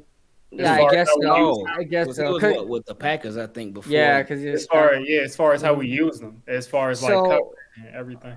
Real quick, I just want to say a couple of things just because the chat's been going crazy. First of all, shout out Frosty. I see you in there. Thank you for tuning in. Second of all, TSV, this is what I'm guessing you missed. You probably weren't here earlier. He says, and he was one of the guys in the chat advocating for Matthew Judon. He says, put Judon with Leo and Carter. Watch what happens. We were literally saying earlier that's not going to happen because we don't got any Leo type of money, and Judon. You got to pick one. He's going to be picking one. We don't have money to sign Leo and to get Matthew Judon. Who's Leo? Is that Leonard Williams? Yeah, Leonard Williams. 11.5 sacks. So because that right now is our predicament right now, Engraven. That we're looking for a pass rusher, but we just don't have the funds to get a lot of them. We just can sign one guy and one guy only, and we're trying to decide whether that be Leonard. You say Leonard Williams? You got it from the Ravens fan. He said, hey, you guys got it. I've been saying, and I pulled up the statistic. I know they don't tell the whole story. That's why I wanted to ask him. It just didn't look like he was. And if they really thought Judon was a guy, they wouldn't have brought in a guy like Ngakoue beside him. And then you look at the Giants' defensive line. It's not even close to what the Ravens have. And bringing in Judon, I don't think would be a great idea. We have two I guess, developing pass rushers who are coming off of season-ending injuries, both of them. And then we have Kyler Fackrell if we bring him back. So then putting Judon in there, he's pretty much on his own, So yeah, it's a scary situation. That's why I wanted to ask you first, because I know he is like the number one name on like Giants free agent pass rushers that we can pick up. Yeah. For some reason, he's all I see. He's all I see is Matt Judon. So I don't understand. I got a very simple question for Engraven. Engraven, do you want to sign Matthew Judon back to your team? If it could be the right price. Yeah, I'm gonna look at the cap for but nah, it's not gonna happen. But if it could be for the right price, I wouldn't mind. But it just I couldn't lowball him as far as money. If I was a GM, I'd just say, okay, Matt Judon, you can go. Appreciate your time here, but thank you for everything. But you can go. Go earn more money elsewhere. And take care of your family. Jesus. Yeah, that's kind of cold. I ain't gonna lie. I mean, it's the business. The Ravens are at about $25 million in cap right now, which is not bad considering how bad how low the cap is. This is projected at 185 as a total. It's about to get ugly. Yeah, it's probably going to get ugly, but you're in a lot better situation than the Giants are. We are just $4 million, including the moves we just made. So, yeah. So who would you look to replace Judon with? A draft free agent? There's it's like all the Ravens pass rushers are free agents right now. We have Yannick Ngakoue, Matt Judon, Pernell McPhee, Tyus Bowser, Wow. Derek Wolfe. All of them Yeah, are free they're agents right now. They might as well go Jalen Phillips or Oweh or somebody like that. That's why in mock drafts they either have them getting a wide receiver or a Or pass pass rusher. rusher, yeah. Yeah, so yeah, you guys have a decision to make I there. didn't realize all of those guys are free agents. Wow. Yeah, we got a long list. I would expect that they bring some of them back, being that you guys are in somewhat of a good cap situation. Not great, but definitely doable. You're doable. Yeah, I think they'll bring back Derek Wolfe and Pernell McPhee. Oh, and Jihad Ward is another one. I know that's not a big name or anything. Yeah. But Jihad Ward is another one that's a free agent too. But I think they'll bring back Pernell McPhee, Jihad Ward, and Derek Wolfe.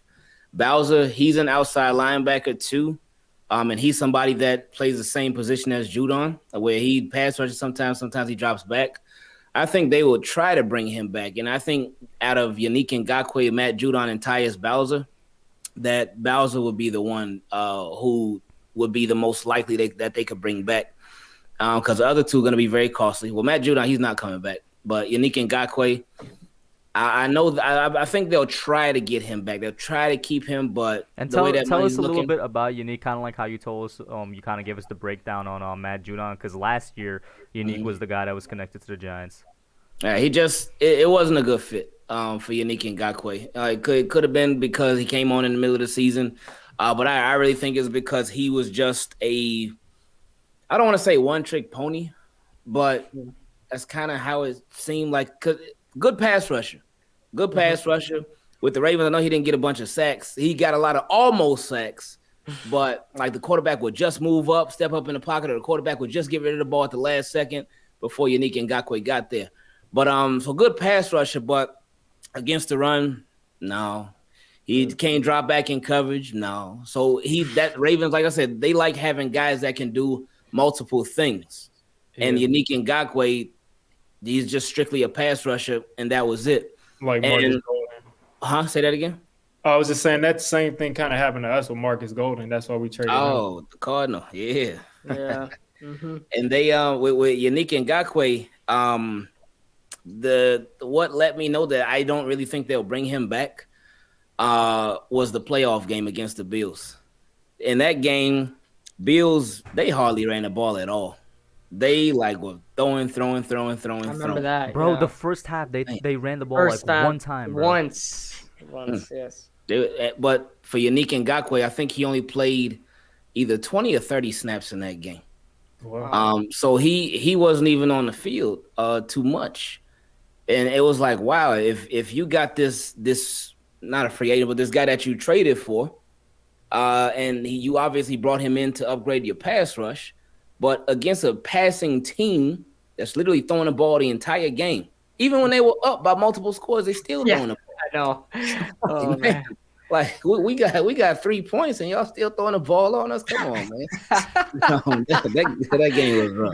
Going for the kill shot there, man. He was going for the kill shot. Shout out to Tana in the chat. They're entertaining talking sports. What up, Tana? What's up, Tana? What's going on, man? But yeah, no, Engraven, give us a little bit more. You said Yannick was not a good fit with you guys, right? But if we're just looking at them at pass rushers, who was better between the two, him and Judon? Oh, Yannick Ngakoue for sure. Mm-hmm. But yeah, Yannick definitely helped Judon be better though, because Yannick took all the attention. But yeah, definitely, yeah, no question, Yannick Ngakoue is a better overall pass rusher. But Judon is the more versatile player. Yeah. We definitely got a good insight today about future free agency moves and what we want the Giants to do, because I know a lot of people in the chat really wanted themselves Matt Judon, and I know a lot of people last year wanted Yannick Ngakoue. So now that pretty much cleared up both situations. So now again, too, I think one thing you got to remember too, that every team is different. The defenses are different. The playbooks are different. The atmosphere is different. The locker rooms are different. So the coaches are different. Just a lot of things are different. So that makes a big impact too. But yeah, Yannick just wasn't a good fit. But go ahead, man. Yeah, Diggy, you were gonna say something, I guess. I was just saying, my fault. Ngakoue, I've never really been. Do you think that he's worth that top tier pass rusher money that people keep on saying? I think he's a good pass rusher. I just don't think he's worth like that. 20 something. What do you think about from what you if saw? that's all you using them for? Like if you don't need him to do multiple, and if it's a good fit, and I think he's like a 4-3 D end anyway. But Yeah. if he's a good fit for your team, You think he's worth it? The 20? You talking 20 mil? Ooh, That's a I lot. don't know about all that. But again, look with the Ravens, it was just not a good fit. So no, I would go with a no. Wow, that's a lot of money too, because that's It's the market now, man. Khalil Mack, Khalil Mack is super disruptive. He's making like I think 22 or 24 mil per. Something like that, yeah. Unique, man. To me, no, not yet. Not yet. It's more of like a projection contract. I couldn't justify paying him 20 million. Real quick, Yeah. shout out to Nikki in the chat. What up, Nikki? My first ever member using all the members emoji. You got the running Saquon, the Danny, the dropping the dimes, dancing Dexter Lawrence, the Giants helmet, Darius Lane, and Joe Judge. And shout out to Nikki once again for the $1 super chat. Thank you so much. Chris out here asking, I need some Manscaped hub. What's the promo code? I'll pop it up right now. Another shameless plug. Pop it on the stream, man. HUB. Use the code HUB at manscaped.com to get 20% off and free shipping, guys. Perfect word. Use the code HUB at manscaped.com. Get yourself 20% off free shipping. Support your boy. It goes directly back to the channel. Yo, go over to Manscaped, yo. Man. They got the tools to protect your family jewels. You heard it here. But go ahead. Were you guys gonna continue that conversation? Unlock your confidence. Unlock your confidence. I was in Max's live stream in the premiere earlier, and he was like, "The hub goes live in 2 minutes" or something like that. And I was like, he said, "Yeah, get ready for the hub." I was like, No. Oh man, I love the name, man. Love the name. Shout out to Justin Humner for the $2 super chat. He says, "Cut Zeitler, sign center Lindsley, move Giants." Corey Lindsley. Move Gates to right guard. Corey Lindsey, yeah. Lindsley, you would pay how much to? What's the center market looking like? What is this? Is it like the guard market? That's a good question. it's probably a little bit lower, but I just don't see it, man. Why do they want to move the one of the best You know what's linemen funny? away from his best position? You know what's funny? Last offseason, they were all advocating for Nick Gates to go to center, and now they don't want him at center. Oh man. Yeah. Corey Lindsley how is Corey Lindsley? I honestly don't know that much. He's got to about be him. at least 30. Yeah, I think he has still 29. Yeah. 29. Okay, that's solid. You got like 4 or 5 years. But yeah, like you said, I mean, it's like we have our center. I don't know why people want to move our center. Like so that's much. not the issue. The issue was the tackles. Mm-hmm. And that's why like people are saying like we need to address the offensive line, but the issue was the tackles. Andrew Thomas was struggling. He got better. And then we had musical chairs on the other side at right tackle. So where are you replacing? The pressure wasn't coming from the inside. Yeah. It was coming from the outside. Which I gotta ask you, Engraven, one of your biggest needs for the Ravens is wide receivers, similar to the Giants.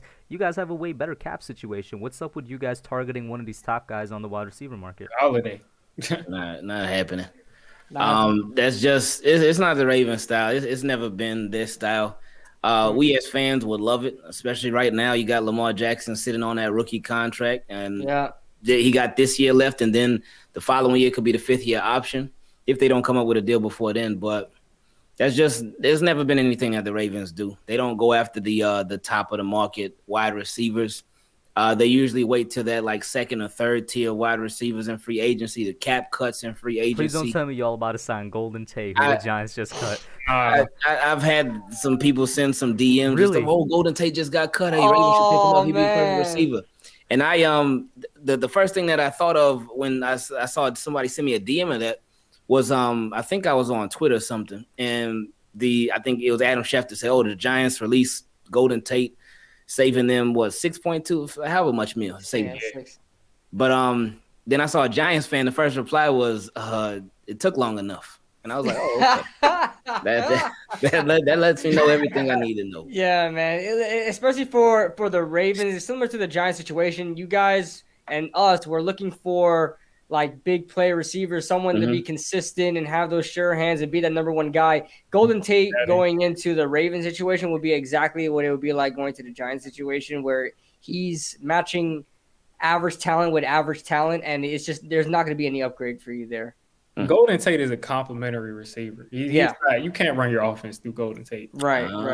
Like if you sign Golden Tate expecting your offense to be any better, it's not.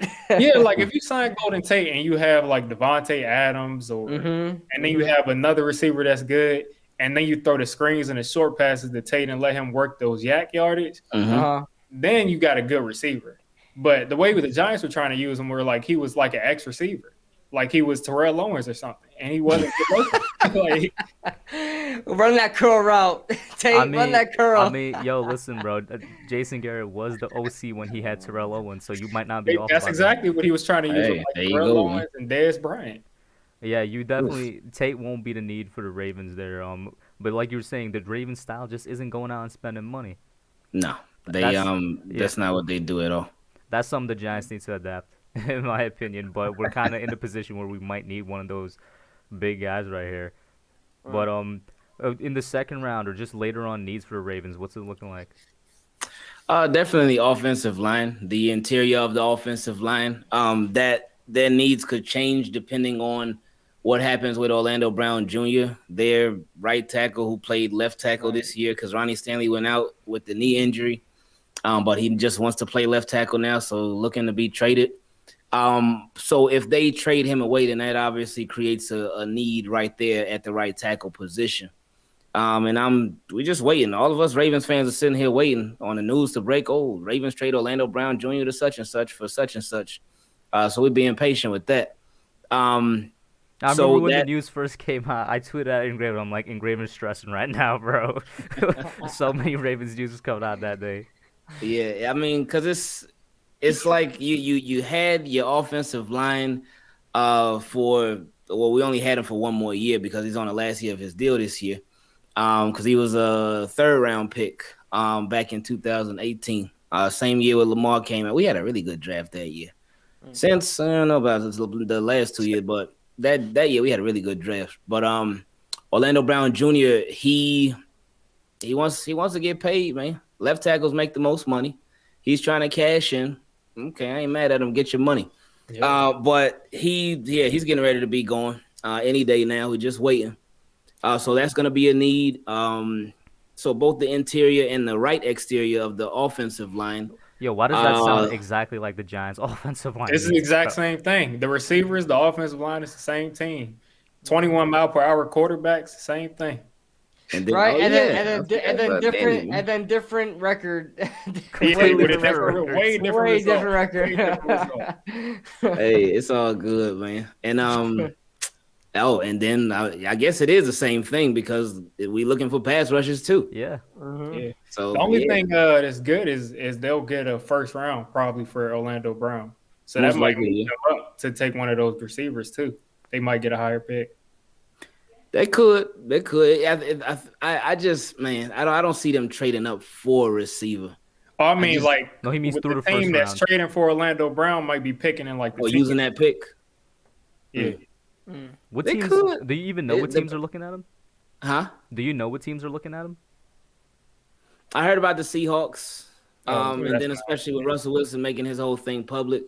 And I think I've been saying it for a couple of weeks now. I think Russell Wilson's gonna end up in Miami, but we'll see how that goes. But Russell Wilson talking about how he doesn't like being sacked, so that could be like, okay, ding ding ding ding ding. Okay, a Seahawks trade. But I heard about the Seahawks. I heard who was the other team? Oh, I forget now. But Seahawks are definitely one of them. But I forget who else. But wherever he goes, man, I'm just hoping that somebody can trade for him quick because I was just talking to one of my guys today and he made a really good point. He's like, man, he's getting kind of worried about this Orlando Brown Jr. trade thing because it's taking so long and we're getting closer and closer to both free agency and the draft. So if it gets to those things every day, his stock, his value, it drops because he's not only looking to get traded, but he's looking to get a new deal once he gets traded too. So it's just his market, his stock just keeps on dropping on a daily. And if you get to free agency, and you saw the Raiders, they just cut Gabe Jackson.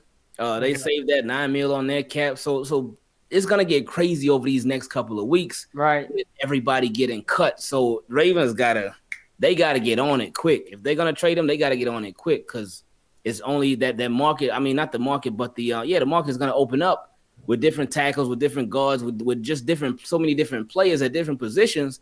So people are gonna be able to have their pick. Like, oh, they just got cut. He just got cut. Oh yeah, let's bring him in. And then of course after that, the draft, when they loading up on young players and replacement players for older players and whatnot. So yeah, they got to get this thing going like ASAP. It really sucks that we don't have the combine right now, where we would probably be talking about yeah. the combine. Yeah, man. Yep. That upsets me because I binged the combine. I recorded on my DVR. I watched the whole damn thing. I watched the whole damn thing. Yeah. Like I said, I was supposed to go to the combine. Yeah, Diggy, Diggy had the hookups, bro. Bro, Diggy, next year, let's go. Because you're coming. Yeah, I'm down, bro. But we would really be talking about the combine, and just this conversation we're having here, where we all remarked that Ravens' needs are similar to Giants' needs. I'm gonna have to ask you, Engraven, who would you be looking at? Should Orlando Brown be out of there? Are you just fine with rolling with who the Ravens have right now? I think they could try Tyree Phillips. He got flipped around between guard and tackle last season. Especially when Ronnie Stanley, the Ravens left tackle, when he went out. So there was it was like a makeshift offensive line. And then different guys got hurt. Then they had the whole outbreak of the C-19, and that was just a mess. But I would say Tyree Phillips. One reason is because just his size. He struggled a tiny bit with those smaller pass rushes, but with Tyree Phillips, I give him a sort of a pass for this past season because of the whole pandemic. This was not, and he was a rookie last year too. This was not a normal offseason for rookies, for vets, for the NFL period. It wasn't a normal offseason. So for rookies especially, they are going from the collegiate level to the professional level to the NFL, and that's a big jump. That's a huge jump, no matter what position you play, no matter what you're doing. And for you as an offensive lineman, you're blocking these NFL defensive ends, these NFL outside linebackers, and these NFL pass rushers. And you're a rookie who didn't really have an offseason. You got to watch a bunch of things on Zoom and meetings on Zoom, but Zoom can't really teach you how to block these guys like that. So I give him a pass for last season, and I think the Ravens will look at him, but I think they'll definitely look to another option as well, whether it's through the draft or whether it's they end up finding somebody on the market like veteran help at the position. But they're definitely not going to it's not just going to be Tyree Phillips. They're going to bring in somebody for competition for sure. Yeah. Yeah, no, I mean, if you guys got any other questions, put them in the chat. But I'm really kind of got all my stuff out by Engraven. Engraven, you got any questions for us? I mean, you could ask the same thing because we're looking at basically similar positions to attack in the offseason right now. Mm-hmm. You know what? The season's over now. I think when I came on here before, it was right before the game, right before Giants and Ravens game. What's the assessment now on Danny Dimes? All right, who wants to go first? Who go first? You know what, KB, you go first. You've been real quiet over there. All right, Daniel Jones. Me and Hub, I don't know if Diggy was, but me and Hub have been called Daniel Jones apologists. I kind of just went with the name because I defended him, but I still the record's still, the jury's still out on Daniel Jones. I still think he has a lot left to prove. I wouldn't crown him a franchise quarterback yet. I don't think the franchise should be 100% committed to him yet. But I definitely think that he is due some help around him. Like he deserves some help around him. I definitely don't think a lot of what happened in 2020 was his fault. There were a lot of times where he was on the mark and wide receivers were just not. And so I'm waiting to see what happens in year 3.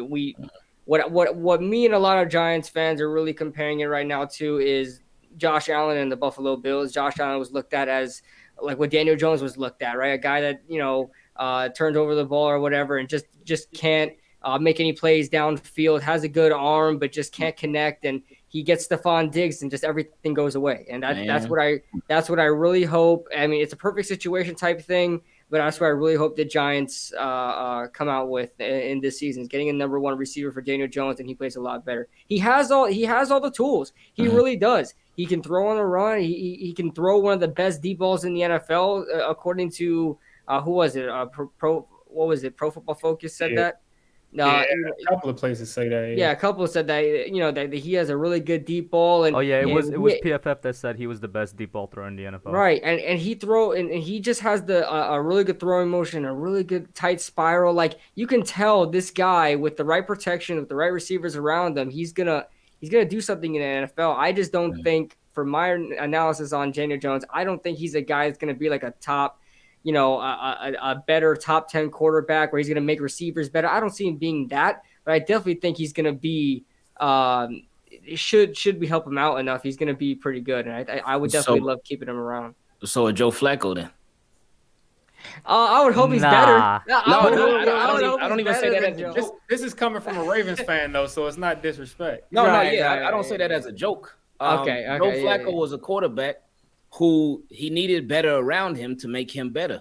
He never made the receivers better. He never made his receivers better, but he needed better receivers around him to be better. Right. And he can make all the throws, man. He really can. And you give him one big problem I have with him is the jitters of the awareness. Like he has no awareness sometimes, or sometimes he just doesn't think and throws a ball randomly into coverage and it's intercepted, pick six, So that's never thrown a pick six. Well, never thrown a pick six, but you look at that Tampa game where he just completely threw it anywhere he felt like, and is picked off. So that's pretty much what he has going for him right now. Like the Tampa game this year? Yeah. Yes. Oh, okay. Because I was thinking of the one his rookie year where he made that. His rookie year was fantastic. It was completely different for him than the next year. Peace out, Nate. Thank you for tuning in. And Diggy, let me get your spiel then. Yeah, Daniel Jones, he has all the tools. It's almost like he doesn't know the tools that he has in his own body sometimes. Like, I don't think he knew he was that fast until this year. I still believe that. I don't think he knew he was. That's why he tripped. Yeah. That's why he tripped. He's like, oh, damn. There's no way he knew he was that fast. And then when you look at it. And by the way, Dig, what's funny? Once he found out he was that fast, they ran it again, and he got it done on the 40-yard run. And he was out running the whole team, holding the ball like this. Running like 20 miles an hour, holding the ball. High and tight, man. High and tight. Hey. Dylan, we're not saying we didn't know he could run, because he was definitely a running QB at Duke. He didn't know he could run like that. He didn't know that he would at one point top out as the fastest dude in the NFL for that 2020 season. And go like 85 yards. He didn't think he was that. But Daniel Jones got better this year. And when I look at the tape, he got better this year. Last year, he had way better stats. But he also had a lot of dropped interceptions. He had serious pocket presence, and that was my biggest issue with him. The beginning of this year, he looked a little bit better. It kind of took a dip with the pocket presence as far as holding on to the ball, because I used to say he has two blind sides, because the right tackle would get beat. He would be the one play that always comes into my mind, I forget if it was the Browns game or if it was the Rams game, one of those games where the right tackle got beat, and he's looking at the pass rusher coming at him, bro, and he still gets sacked. But as the season went on and the Bucks game, that's when I was really like, okay, this dude might not be the answer. But after that, it seems like he got better at holding on to the football. His fumble rate went down by a lot. I mean, the only fumbles he really lost were like blindside, just honest quarterback throwing fumbles. He was smarter with the ball. It seems like he's just a real football player. Like, he needs to be in the game. He needs to be getting hit. He needs to be running around before he gets really comfortable in the game. But once the game where he got injured and the game right before he got injured, he looked so comfortable. Yes. So comfortable. He was making all the right decisions, tucking the ball when he needed to, throwing people open. And even when he came back, he looked a lot more comfortable. Now, when he played the Ravens and the Browns, we had the Browns game, we had like our offensive coordinator missing. We had gosh. It was a mess. It was a mess. That game was embarrassing me. I felt bad for y'all because I was rooting for y'all heavy, but I was like, man, what are they doing? Yeah. Yeah, that wasn't a good game. That was Yeah. And that was his first game back from injury, right? Yeah. Was But the Browns better? He looked more comfortable. And what I saw at the second half of that year, because at the beginning of the year, he would move around and create space and extend the play, and you'd be like, oh no, he just extended the play because now he's 100% going to throw an interception or fumble. But at the end of the season, he extended the play and actually threw the ball to people, moved it down the field. So all we need is some people around him. And I just need one number one receiver who's a bona fide number one, whether that be Kyle Pitts, whoever it is. I just need him to have. I know you feel that why way. you keep name dropping Kyle Pitts, bro? I can't do it. Don't be surprised when Kyle Pitts goes in the top 10. It's not my decision. That's I'm fine. telling you. He is a great receiving Yeah. weapon. He's not the dude for us. I want a guy that's gonna run a swift little freaking slant route and get all the way the hello butt naked open so Daniel Jones could throw him, wide open. Kyle Pitts is great. In his rookie year, DJ was putting on people's body. But anyway, my point is we need that number one receiver to just give him a chance. Mm-hmm. If we get that and have him with that number one receiver, the way he was playing at the end of that year with the number one, he's going to take a huge jump. If he if he doesn't take another step back, if he regresses back to the beginning of this year, then we're going to be looking for another quarterback. It's just and DJ has been my number one dude for the past 2 years. And to kind of close out the thoughts I'm literally just going to combine what Diggy and KB said. Like KB said, we were called Daniel Jones apologists during the season the entire time because we always said give the guy a chance. You could see how the team around him, the offense in particular, is failing him. The games that our offense failed, it's just literally they were never on the same page. Like 90% of the time, Daniel was doing what he needed to do. The offense game was so good. The offensive line wasn't doing what he needed to do, and the wide receivers were just dropping balls or tipping passes. Like half of his fumbles are not even his fumbles. A good amount of his interceptions. And his interceptions this year too. Were off Evan of the hand Ingram's. of Evan Ingram, bro. Oh Evan my Ingram God. should have three. Evan Ingram should have 3 or 4 interceptions. He caused 6 interceptions. 6 interceptions. Yeah, you could go back and count. He caused that many One interceptions. was called McCoy, but the rest were and Graven, you'd be surprised. You look at all of Daniel Jones' interceptions; they're all off the hands of Evan Ingram. They touched Evan Ingram's hands first. So I'm like the one game that really stood out to me where he was just bad was the Tampa Bay game where I was like, oh my God, I don't know what's going on. But I will say he improved so much this season as a whole. His pocket awareness got a lot better in the second half. Just his decision making got a lot better. The way he looked at the field, it almost seemed like the game finally slowed down for him mentally. Like he was just moving better in the pocket. He got more confident in himself. I'm not sure what happened from week 8 to week 9. I think it was the running. But something happened. I think it might have been that he was forced to. If you're saying that he improved a lot in the second half of the season. And sort of matured a lot in the second half of the season. I think it was probably because he was forced to, because he probably got used to, unfortunately, life without Saquon. Yeah, that's the big thing. That's another good point. I think he finally imagine adjusted. him back with Saquon, bro. When he played with Saquon, he's statistically way better. And I want to get this because it's been 10 minutes because we've been talking about DJ so quickly. My bad, Michael R. For the $2 super chat, he says, fellas, what's your best first-round trade down in mock? I'm going to give it after, because Engraven asked the question, I guess, what did you think of the evaluation since you were asking for it, of DJ? Well, I mean, like I said, I told you, it sounds like flat to me. So I know sounds like Eli a bit too, in my opinion. Oh. Listen, if he has Joe Flacco's career, I'd be okay. If he gets us a Super Bowl, I'd be fine with that. Yeah. That's true. Joe Flacco do be getting hate. Oh yeah. He gets a lot of hate. That's why I thought like, oh, Joe Flacco. I was like, man. He does, but Joe Flacco is he's a roller coaster, man. You never know what you were gonna get going into the game, unless it was a playoff game. And if it was a playoff game, then you knew you were getting fired, Joe Flacco, like the money Joe Flacco. But if it was a regular season game, you didn't know. But he wasn't a bad quarterback. He wasn't a great quarterback. He was just a weird quarterback, man. So where you just never know. But we love Joe Flacco. He was frustrated. He was stressful. But, hey, he got it done when it mattered the most in that year. And that was that. So, Ravens, I do still think they moved on a little bit too late from Joe Flacco, but it's all good, man. It ended up working out for the Ravens in the long run because they ended up getting a little more. Yeah. And to answer Michael our super chat, my best first down trade down scenario would be trading down to like 15 or something and getting Rashad Bateman.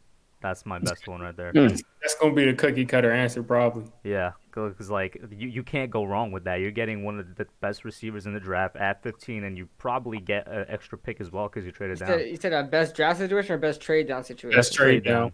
Best trade. Oh yeah, Rashad Bateman. Who else? Where are y'all at right now? 11. 11. Okay. So it's like at 11, it's looking like the whole reason the Bateman trade down scenario is up is that a lot of players that we want might be gone at 11.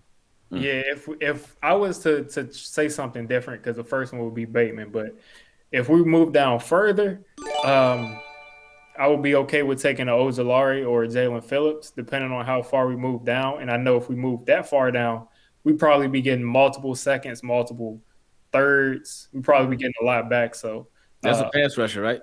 Yeah. If I'm not moving down for Bateman, I'm moving down for a pass rusher. I love me some Ojulari too. Shout out to Mike Nixon for the $5 super chat. He says, would you be interested in signing Rudolph and Jared Cook as a backup? So this is for us Giants guys. I'm be honest with you, I'm not looking at signing any tight ends backup or starter this offseason. No, yeah. It's just not in the books. We can't do it. Mm-hmm. No.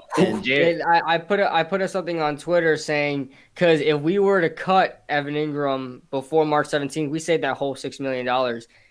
If obviously, even if we keep Evan Ingram this year, he's obviously not part of the plans going forward, so it doesn't even matter how young Evan Ingram is. I wouldn't mind signing Jared Cook and getting rid of Evan Ingram because he just has sure hand. Every team that Jared Cook is with, Jared Cook don't have sure hands, man. Yeah, he doesn't.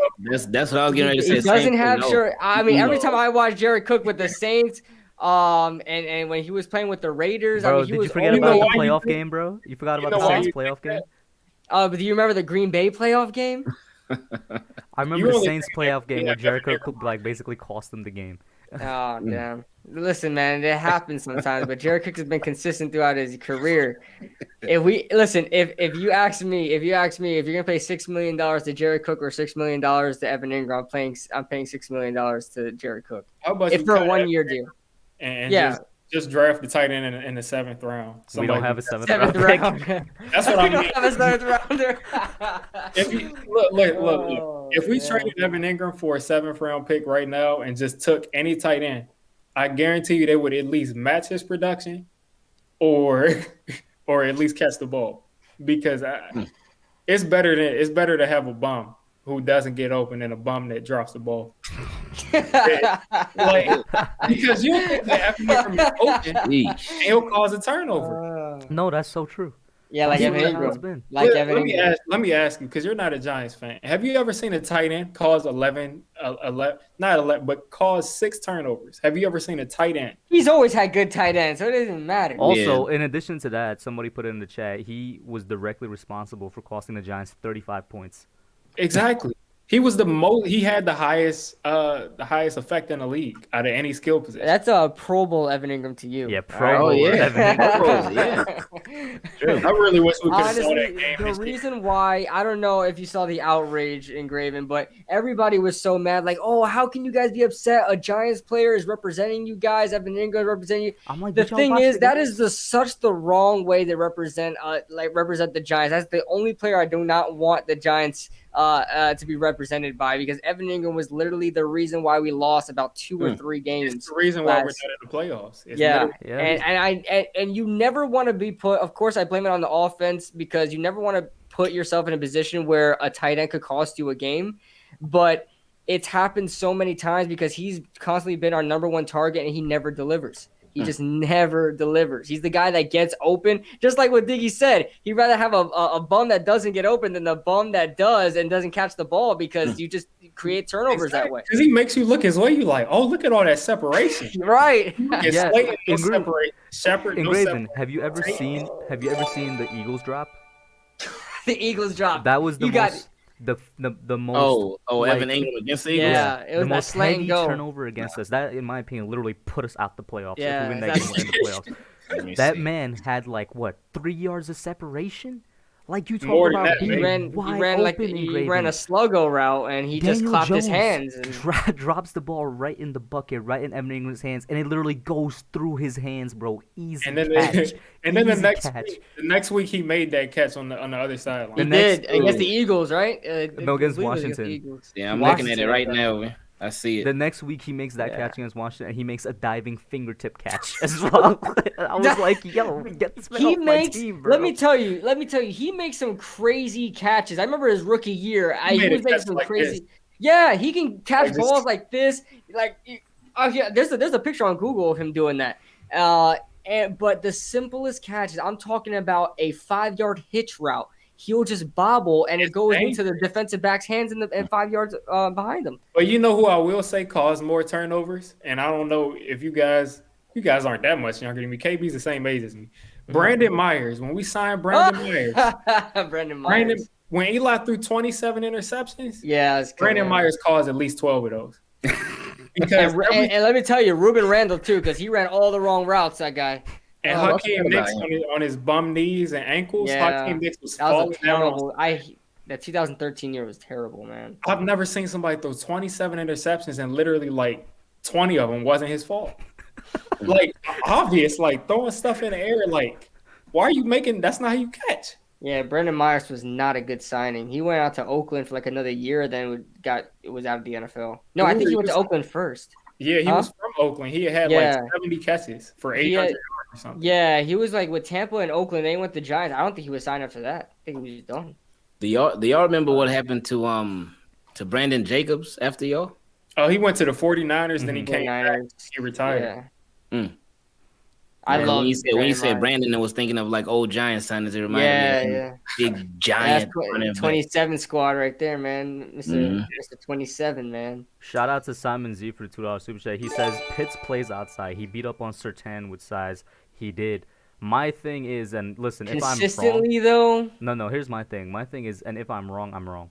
I'm wrong, right? I have no shame in eating crow. I don't know if he's gonna be beating up on guys like Jalen Ramsey at the NFL level on the outside. That's what I'm trying to look at. How many Diggy has told me. Jalen Ramsey? Diggy has told me that Diggy has confidence in him being a number one. So there's that. When I say as a number one receiver, I mean as a number one target. Mm-hmm. Number one target. I could understand. See, I like that. Diggy. You can run your offense through him. You're not going to line him up on Jalen Ramsey every. So are you putting him at tight end then, Diggy? I'm putting him at every single. I'm telling you, as a weapon. He's a weapon. But he's going to be listed. Here's the thing: you're listing him as a tight end, though, right? They're going to list him as a tight end for franchise tag stuff and stuff like that. But he can line up outside. He can line up as a move tight end, and you're running and you're not on the line of scrimmage. You can line him up just as a regular slot. Listen, if you get him and you actually play him at wide receiver, then I'll take it. He's going to play. If he goes now with the Giants, Jason Garrett is a little different than most. Exactly. So Jason Garrett, he's a little special. He's always been a little bit different, you know. Yeah. But Kyle Pitts on the right team with the offensive coordinator that knows how to use him. Diggy, you saw the words you just used, on the right team. What have I been saying? He's not the fit for us. But here's the thing, Diggy. If we put him at wide receiver, because I think we could definitely use the best of his talents at tight end, because he would just be a mismatch for all linebackers and safeties going up again. That's just my opinion with his route running ability. But if we were to give him the majority snaps at wide receiver, we would have to then put another guy at tight end playing tight end for us. Evan Ingram, but say Evan Ingram's not there, then you have like whatever tight end you draft or sign, or maybe it's Caden Smith. Yeah. I just think you could be using Kyle Pitts' talents at tight end, call it a day, and he runs like a wide receiver. He could run a route similar to a wide receiver. Just leave it at that. Similar to Evan Ingram, right? Yeah, that's what I'm saying. You're using an Evan Ingram argument on Kyle Pitts, and he's not Evan Ingram. But he's Evan Ingram. He's Evan Ingram that can catch. Evan Ingram. He's not Evan Ingram that can catch.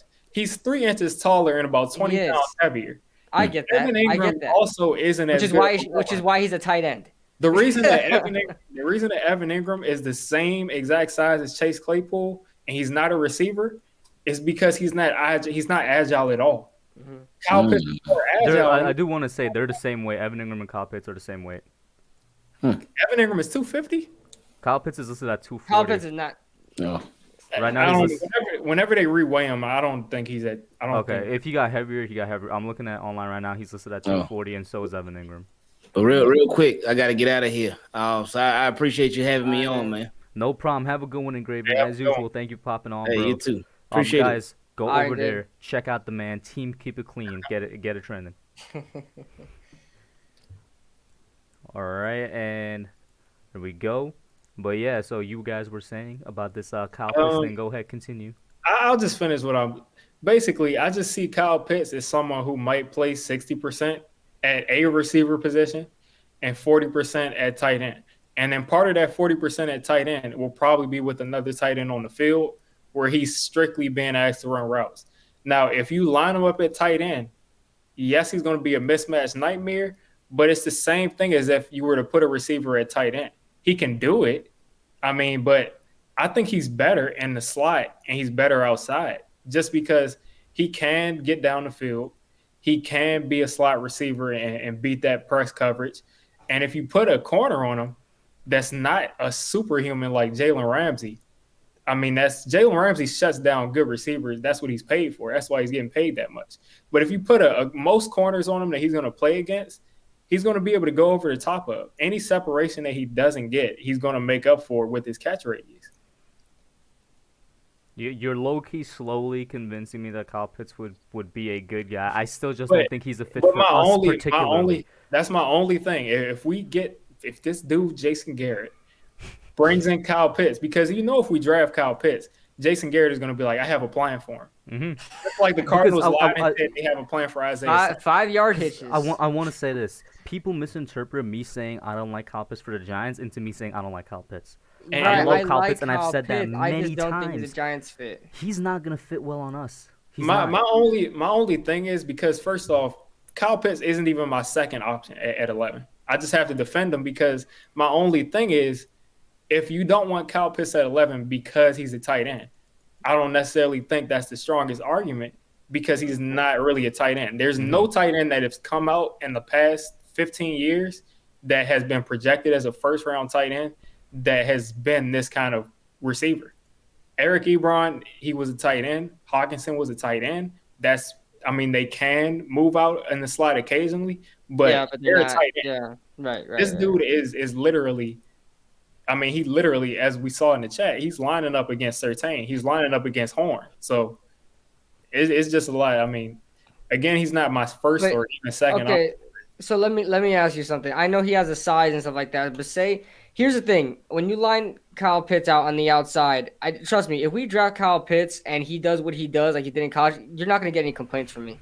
But if you have Kyle Pitts running like strict, like a wide receiver tree, like running dig routes or, running a comeback or whatever, I just feel like the only thing he's going to be great at outside consistently great at outside at the NFL level is like those back shoulder throws or those those 50-50 balls on the outside. I just don't see Kyle Pitts running like a dig route and being able to get away with it consistently. You know what I'm saying? What I'll say is, and I think I got to look back at this too, but what I'll say is when I compare someone to him, this isn't his actual comparison, but I think his closest comparison body-wise is Kelvin Benjamin. Almost the exact same height and weight. Okay. Probably the same speed, and he's probably more agile than Kelvin Benjamin. So Kelvin Benjamin as a rookie had 1,000-something yards, and then he just kept eating, and he didn't really work. Eddie Lacy died. Yeah, him and Eddie Lacy, bro, ate themselves out the league. So if you use Kyle Pitts in that way, which means you're not asking Kyle Pitts to run Jamar Chase routes or Jalen Waddle routes. You're asking Kyle Pitts to, like you said, run those hitches, not the Jason Garrett type of hitches, but more down the field kind of hitches where he can use his body to box people out, the back shoulder stuff, the slant stuff. The slant is really a thing that a big body receiver is always going to be good at because they can shield people off. And then even like sluggo stuff. And then on top of that, if you want him, if you have a Jalen Ramsey and he's shutting those stuff down, then you move him to the slot. And if Ramsey follows him, then you move him back to tight end. So there's just a lot of ways you can use him. I just think he just provides you a lot of different ways. I honestly like what you're saying, and you should be a lawyer because it's not as toxic of an idea as I would think it was. I guess it's because I just want a Jalen Waddle on this team so bad. I know that you want him so bad, but I just have it in my mind like it's either Chase, Smith, or Waddle. Like there's nothing else. Like, you know what I'm saying? But here's the good thing, guys. Here's the good news, because I don't feel like Dave Gettleman's gonna go after the tight end before a wide receiver. So I feel like, and though at least one of those three, maybe two of those three wide receivers are going to be available before the Giants go at 11. So I don't think we'll have that problem. We won't have that problem because if it's Waddle or Pitts, Gettleman has to go Waddle. I mean, there's no way. Yeah, there's no way. But Hub, let me ask you again. Who did you project to the Giants for that receiver? I forgot his name. He's 6'6", and he's about 215. Yeah. Kyle Pitts moves better than him. And he's like 30. That guy was picked in the 6th round. I'm not saying that he's a first round but receiver. As a wide receiver, that guy is a receiver, and he's 30, 40 pounds To heavy. be fair, I'll tell you this: any tight end that's going the first round is going to be a better receiver than a wide receiver. Once again, going to the 6th, though. You're probably right. Yeah, like it just comes with the name of the game, I think. But I'm just saying, as a physical body kind of thing, that dude is the same height, about 30 pounds lighter. And he doesn't move as well. Like, he looks like a big, physical, clumsy Greg Rousseau. I hear what you're saying, and once again, I like Kyle Pitts. I really don't think he's a fit for us. And part of that is the whole Jason Garrett thing, where I think Jason Garrett's really going to misuse him. And part of that is also Evan Ingram. That's what it is. And here's the thing, though. Although I love Kyle Pitt, like, he amazes me with his ability to track the ball because of his height, and his catch radius is insane. I feel like we need a guy that gets yards of separation. Yards of separation. Although I know Daniel Jones could throw it, accurately, I want him to be comfortable to say this guy gets completely open all the time. That's why Waddle keeps showing up in my head over and over and over again. Even Devontae, Devontae Smith gets open, yeah. And I don't have him ranked over. I don't have Bateman ranked over Pitts. But if we took Bateman over Pitts, you're not going to see me angry because. Will you feel some type of way? I don't even think so. No, I won't. Okay. Because to me, it's kind of like this. It's whoever we draft out of those two players. If it's between those two, I feel fine either way. And that's why you see me banging on the table for Jamar Chase, right? Because I feel like he's Jason Garrett proof. Yeah, Jason Garrett proof. Jalen Waddle could be misused by Jason Garrett. Jalen Waddle, you ain't gonna tie me down. Like Jalen Waddle could be misused by Jason Garrett. Devontae Smith could be misused, but there's no Devontae Smith. If he's drafted, Jason Garrett ain't even gonna have him. He gonna put him on special teams. There you go. But yeah, guys, that's gonna be it for tonight. We went a good 2-hour strong stream. Great chat. Yeah. Shout out to everybody for tuning in. Thank you for KB co-host being on here. Of course, Diggy coming on. Any last thoughts about you guys? But once again, the chat, you guys were amazing tonight, man. Who wants to start? Anybody. All right, I guess I'll start. Yeah, it was a good stream, guys. Appreciate you guys coming in. Appreciate Diggy showing up. I gotta get back to the stream so I can see you guys. Appreciate you guys coming in, and appreciate Diggy coming on, man. Extremely fun. Draft season coming up. Free agency, pre-free agency season coming up. But yeah, a good stream, guys. Appreciate you guys showing up. Guys, don't forget to check out Diggy's couple of film breakdowns he's out on his channel over there. Yep. As far as the film breakdowns, I'm gonna have a lot of them coming out soon. I'm working on a Terence Marshall, a Jalen Phillips. Those are coming. Those are already recorded, so it's only a matter of time before they get dropped. Thanks for having me on. Yeah, and don't forget, if you haven't checked out Mock Draft 2.0, go over there and do it. I'm sure a lot of y'all would like it. It's actually been 50-50 between which one you guys liked better, 1.0 or 2.0. That was very interesting to see. And I see Dylan Renner spam this comment. I'm going to read it real quick. Wilson was the most high upside running back talent guy of the 2010s. Wilson was the one that had to retire, right? Yeah. Yeah, the reason I knew him and the reason I didn't bring him up is because it's like, why would you want to bring up a bad memory? You know, he definitely had the upside though. But Yeah. that Simon Z, that's Diggy546. That's the name of his channel. The guy in the middle is Diggy546. How do you not know who the guy in the middle is? He's like in all of our streams, man. I don't know. But